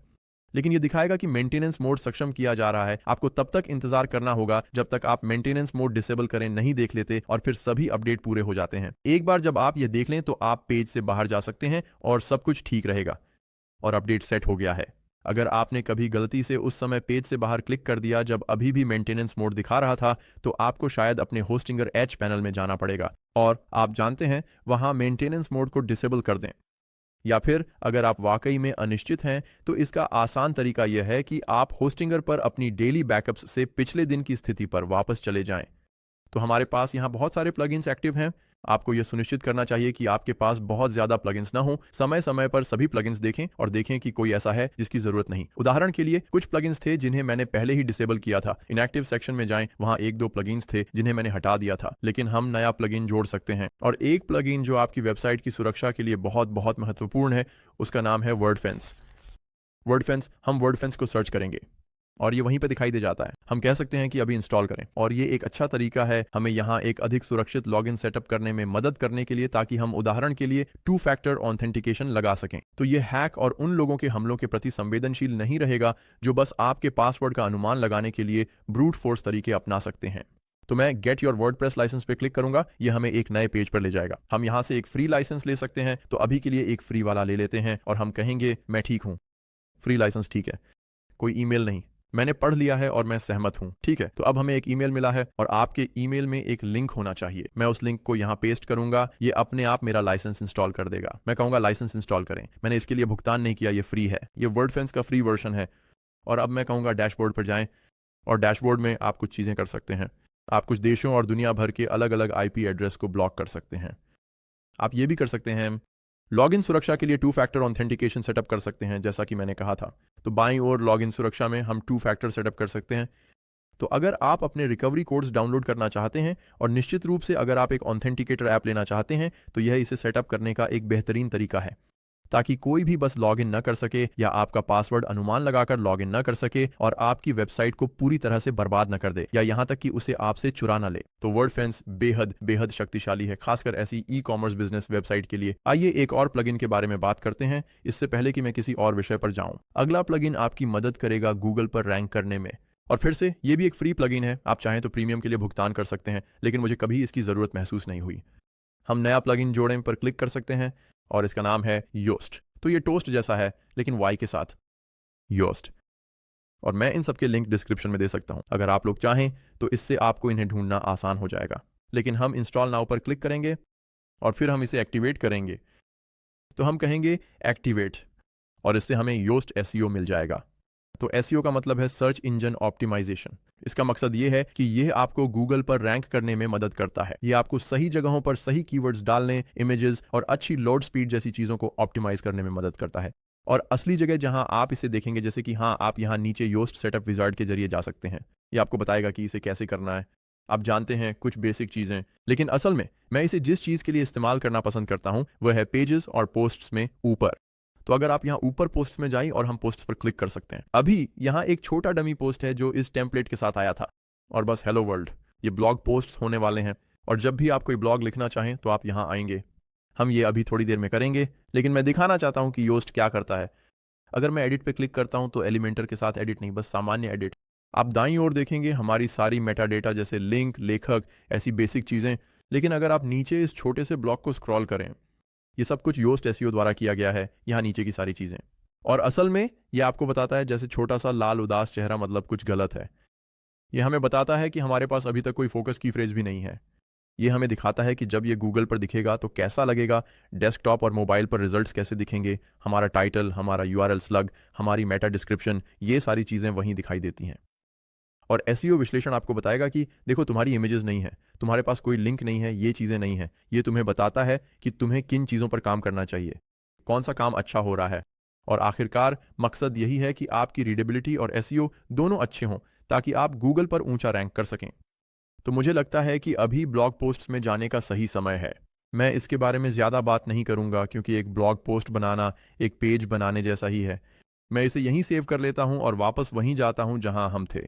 ऊपर बाईं ओर व्यू पोस्ट्स पर क्लिक करें और हम एक नया पोस्ट जोड़ सकते हैं। अब जब हम एक नया पोस्ट बना रहे हैं तो फिर से हमें यह सुनिश्चित करना है कि हम इसे एलिमेंटर से एडिट कर रहे हैं। आइए नाम चुनते हैं और इसे बस कुछ ऐसा, जैसे कि मैं कैसे बनाता हूँ, मैं अपना खुद का पेंट कैसे बनाता हूँ मुझे नहीं पता, कुछ ऐसा ही। और हम एडिट विथ एलिमेंटोर पर क्लिक कर सकते हैं और यह हमें यहाँ एलिमेंटोर एडिटर में ले आएगा। और एलिमेंटर के अंदर, जैसा कि मैंने कहा, आप इसी तरह से इस ब्लॉग पोस्ट को बना सकते हैं। तो चलिए उस छोटे से पॉपअप को बंद कर देते हैं। अच्छा है कि ये काम कर रहा है, यहाँ पर ओमनीसेंट काम कर रहा है। हम इसे वैसे ही बना सकते हैं जैसे हम कोई और पेज बनाते हैं। तो आप हेडिंग्स को क्लिक और ड्रैग कर सकते हैं। आप प्लस पर क्लिक करके यहाँ कुछ टेक्स्ट, इमेजेस, कंटेनर और बाकी सब कुछ जोड़ सकते हैं, जैसा कि आप किसी सामान्य वेबसाइट या किसी भी अन्य पेज के लिए करते हैं। और आप इन्हें अपने ब्लॉग पोस्ट में जोड़ सकते हैं। आप कंटेनर जोड़ सकते हैं ताकि आपकी इमेजेस बाईं या दाईं ओर आ सकें। तो अगर आप वहां एक ग्रिड जोड़ना चाहते हैं तो आप बहुत सारी चीज़ें इसी तरह कर सकते हैं। तो इस तरह आप एक ब्लॉग पोस्ट बनाते हैं। और जैसा कि मैंने आपको पहले दिखाया था, अगर आप उसमें बाहरी लिंक जोड़ना चाहते हैं तो टेक्स्ट को हाईलाइट करें, इंसर्ट लिंक पर क्लिक करें और हम वह लिंक जोड़ सकते हैं उस टेक्स्ट में और उसे हाइपरलिंक कर सकते हैं। तो इस तरह आप एक ब्लॉग पोस्ट बनाते हैं। मैं इसे ड्राफ्ट के रूप में सेव करने जा रहा हूं। जाहिर है मैं नहीं चाहता कि यह एक असली ब्लॉग पोस्ट के रूप में प्रकाशित हो, लेकिन ब्लॉग बनाने का तरीका यही है। चलिए वापस वर्डप्रेस एडिटर या WordPress not editor, WordPress dashboard पर चलते हैं। तो हम एग्जिट टू वर्डप्रेस पर क्लिक करेंगे और अब वास्तव में दो मुख्य चीजें बची हैं। तो चलिए एक बार फिर वर्डप्रेस पर क्लिक करते हैं। इनमें से एक है एक सैंपल ऑन ऑर्डर देना, और मैं आपको यह करने की सख्त सलाह देता हूं ताकि सब कुछ सही से काम कर रहा है, ताकि आप यह सुनिश्चित कर सकें कि एक चेकआउट प्रक्रिया सही से काम कर रही है। दूसरा, चेकआउट प्रक्रिया भ्रमित करने वाली नहीं है। और तीसरा, कि आपको वास्तव में पैसे मिल भी रहे हैं। तो आप यह सुनिश्चित करना चाहेंगे कि वह आपके स्ट्राइप अकाउंट, वूकॉमर्स या वू पेमेंट्स अकाउंट या जहां भी आपने पेमेंट सेटअप किया है वहां पहुंचे। उदाहरण के लिए पेपाल में भी आप यह देखना चाहेंगे कि आपको पैसे मिल रहे हैं। इसमें क्रेडिट कार्ड ट्रांजैक्शन फीस भी लगेगी, तो आपको कुछ प्रतिशत का नुकसान हो सकता है। इसलिए मैं सलाह देता हूं कि अपनी वेबसाइट पर कोई छोटी चीज ऑन ऑर्डर करें। यह सब जांचने और यह समझने का अच्छा तरीका है कि सब कुछ कैसे काम करता है। और आप ऑर्डर्स में भी जाकर देख सकते हैं कि आपका सैंपल ऑन ऑर्डर्स में दिख रहा है या नहीं, ताकि आप भविष्य के ऑन ऑर्डर्स मिस ना करें। तो अगर हम एक नया टैब खोलें, और मैं सलाह देता हूं कि इसे उसी ब्राउजर में ना करें, आप या तो एक नया इनकॉग्निटो टैब खोल सकते हैं या फिर कोई अलग ब्राउजर इस्तेमाल कर सकते हैं। तो मान लीजिए अगर मैं सफारी पर जाना चाहता हूं उदाहरण के लिए, और मैं graceobrien.art.com टाइप करता हूं, तो मैं गैलरी देख सकता हूं, मैं देख सकता हूं। ठीक है, सबसे पहले ये दिखाई दे रहा है, ये बहुत अच्छा है कि ये वहां दिख रहा है। लेकिन हो सकता है वैसे आप कहना चाहें कि ये पॉपअप मुझे नहीं चाहिए, या मैं चाहता हूं कि ये थोड़ा बाद में दिखे, या फिर सिर्फ दूसरी पेजों पर ही दिखे। ग्राहक का अनुभव समझना मुझे लगता है वाकई बहुत जरूरी है। तो मान लीजिए मुझे ये वाला यहां पसंद आ गया। एक सैंपल ऑन ऑर्डर के लिए मैं अपने विकल्प चुनने जा रहा हूं। सबसे पहले ये इमेज हो गया, इमेज लोड हो गई। हम शायद 8 बाय 10 चुनना चाहेंगे और हमें एक प्लास्टिक फ्रेम चाहिए। हो गया, मैं इसे कार्ट में जोड़ने जा रहा हूं। हो गया, ये कार्ट में जोड़ दिया गया है। और आप कार्ट को ऊपर बाईं ओर देख सकते हैं या यहीं से कार्ट देख सकते हैं। तो हम कार्ट देखने के लिए जाते हैं। अब तक सब कुछ अच्छा लग रहा है। जो शिपिंग हमने सेट की थी, इकोनॉमी और एक्सप्रेस दोनों यही हैं। ये काम कर रहा है, ये हमारे पास शिप हो रहा है। हम एक कूपन कोड भी लगा सकते हैं। तो चलिए देखते हैं कि क्या वह काम करता है। वे बचत करते हैं। मुझे लगता है सेव 10 वही था जो मैंने सेट किया था। कूपन कोड लागू करें। लगता है कि न्यूनतम खर्च $20 था। सही, ठीक है, ये बहुत अच्छा है, ये भी काम कर रहा है। आइए इसे 2 कर देते हैं ताकि हमारे पास वह न्यूनतम खर्च हो, और कहें सेव करें। सेव डन, कूपन लागू करें, और हो गया। ऐसे देखिए, ठीक है। तो अब यह भी काम कर रहा है। ये देखना बहुत अच्छा है कि ये सारी चीजें ग्राहक अनुभव में एक साथ आ रही हैं और वास्तव में अच्छी तरह से काम कर रही हैं। अब चेकआउट पर अगर हम लौटने वाले ग्राहक हैं तो लॉग इन कर सकते हैं। बहुत बढ़िया, हमने कहा था कि ये एक विकल्प है। अगर आपने पहले कूपन कोड डालना भूल गए हों तो आप यहीं फिर से कूपन कोड डाल सकते हैं, और फिर बिलिंग डिटेल्स, और फिर वे ऑन ऑर्डर प्लेस कर सकते हैं। और पूरी ईमानदारी से बताऊं तो दोस्तों, मैंने आपको पेमेंट प्रोसेसर सेटअप करना तो दिखाया था, लेकिन मैंने इसे अभी तक इस पर सेटअप नहीं किया है। ये वेबसाइट असल में किसी और के लिए है। तो मैं उन्हें यह वेबसाइट थोड़ी देर बाद भेजूंगा और तब वे अपनी पेमेंट प्रोसेसिंग इससे कनेक्ट कर लेंगे। लेकिन मैं नहीं चाहता था कि इसे अपने नाम से सेटअप करूं और फिर उन्हें यह वेबसाइट भेजूं और अजीब तरह से मुझे ही पेमेंट्स मिलें। लेकिन मुझे लगता है कि यह काफ़ी अच्छा दिख रहा है। यह वेबसाइट के लिए वाकई में एक बहुत अच्छा सेटअप है, और वूकॉमर्स इसे बहुत आसान बना देता है, जैसा कि मैंने पहले भी बताया था। और फिर आखिर में आखिरी स्टेप थोड़ा बड़ा है। यहाँ काफ़ी सारी चीज़ें एक साथ शामिल हैं। मैं अभी इन सब पर विस्तार से नहीं जाऊँगा। मैंने इस पर दूसरे वीडियो बनाए हैं और मैं उनके लिंक नीचे दे दूंगा, तो आप लोग देख सकते हैं। उदाहरण के लिए जैसे कि फेसबुक बिजनेस पेज कैसे सेटअप करें, या टिकटॉक एड्स, या इंस्टाग्राम शॉप, उदाहरण के लिए। लेकिन असल में अब आगे बढ़ना और मार्केटिंग करना है। और यहाँ कई अलग अलग विकल्प हैं। दो मुख्य विकल्प होंगे, सर्च इंजन ऑप्टिमाइजेशन, जिसके बारे में मैंने गूगल पर रैंक करने के लिए योस्ट एसईओ का उपयोग करने की बात की थी। लेकिन 3 ऐसे टूल्स हैं जिन्हें मैं आपको ज़रूर देखने की सलाह दूंगा अगर आप सच में गूगल पर रैंक करना चाहते हैं। इनमें से एक पूरी तरह से मुफ्त है, ये है गूगल सर्च कंसोल। तो आप जा सकते हैं, मैं इसका लिंक नीचे दूंगा, लेकिन आप इसे गूगल पर भी सर्च कर सकते हैं, गूगल सर्च कंसोल। और ये आपको मूल रूप से ये पहचानने में मदद करता है, ये आपको रिपोर्ट करता है कि आपकी साइट का सर्च ट्रैफिक कैसा दिखता है, उसकी परफॉर्मेंस और इस तरह की अलग अलग चीज़ें। और फिर दूसरा है एनालिटिक्स, analyticsgoogle.com, और इसे आप कनेक्ट कर सकते हैं, ये आपके गूगल अकाउंट के जरिए चलता है। आप इसे अपनी वेबसाइट से कनेक्ट करेंगे और ये आपको दिखाएगा कि कौन किस पेज पर जा रहा है, वे पेजों पर कितना समय बिता रहे हैं, अगर वे किसी 404 एरर पेज पर पहुंच जाते हैं, ऐसी अलग अलग चीज़ें। ये वास्तव में आपकी मदद कर सकता है ये पहचानने में कि साइट का फ्लो क्या है, आपकी वेबसाइट पर असली कस्टमर फ्लो क्या है। ये बेहद बेहद शक्तिशाली है और पूरी तरह से मुफ्त में इस्तेमाल किया जा सकता है। तो मैं आपको इन दोनों को सेटअप करने की जोरदार सलाह देता हूं। तीसरा टूल, अगर आप कोई पेड टूल ढूंढ रहे हैं और वाकई में ब्लॉग्स के साथ रैंक करना चाहते हैं, तो वह है SEMrush। SEMrush, और अगर आप इसे देखना चाहें तो नीचे एक लिंक भी होगा। लेकिन मूल रूप से यह आपको दिखा सकता है कि आपके प्रतियोगी क्या कर रहे हैं, वे किन कीवर्ड्स पर रैंक कर रहे हैं, कौन से आर्टिकल्स उनके लिए सामान्य से बेहतर प्रदर्शन कर रहे हैं। यह आपको रणनीति बनाने और यह समझने में मदद कर सकता है कि आपको किस दिशा में बढ़ना है और आपके प्रतियोगी क्या कर रहे हैं। इस तरह आप कम से कम उनके साथ बने रह सकते हैं और अंततः उनसे आगे निकल सकते हैं। तो यह रहा गूगल का पक्ष, यानी यहाँ ब्लॉग आर्टिकल्स के साथ गूगल पर रैंक करना। दूसरी तरफ जाहिर है सोशल मीडिया का पहलू है, और अगर आप बाईं ओर मार्केटिंग पर क्लिक करेंगे तो आप देखेंगे कि हमारे पास यहाँ कुछ चीज़ें हैं। हमारे पास इसे पिंटरेस्ट, टिकटॉक और मेटा के साथ सेटअप करने की सुविधा है। जैसा कि मैंने पहले बताया, मेरे पास इसके बारे में अन्य वीडियो भी हैं कि ये कैसे करना है। तो नीचे दिए गए लिंक में आपको मिलेगा कि इंस्टाग्राम बिजनेस कैसे सेटअप करें, फेसबुक बिजनेस पेज कैसे बनाएं, और जाहिर है LLC कैसे सेटअप करें, और बाकी सब कुछ भी। मुझे लगता है कि आगे बढ़ने के लिए आपको ये सब चीज़ें चाहिए होंगी। लेकिन देखने के लिए धन्यवाद दोस्तों। मुझे उम्मीद है कि आपको यह वीडियो मददगार लगा होगा। मुझे पता है कि यह वीडियो काफ़ी लंबा था, लेकिन यहाँ बात करने के लिए बहुत कुछ था। इस वेबसाइट को सेटअप करने और इसे इस तरह से कॉन्फ़िगर करने में, जैसा कि मुझे लगता है ज़्यादातर लोग चाहेंगे। तो अगर आपको वीडियो पसंद आया हो तो लाइक करें, और कोई भी सवाल हो तो कमेंट में पूछें। मैं हूं माइकल ब्रायन। मैं आपकी वेबसाइट के लिए आपको ढेर सारी शुभकामनाएं देता हूं, और मैं आपको अगले वीडियो में मिलूंगा।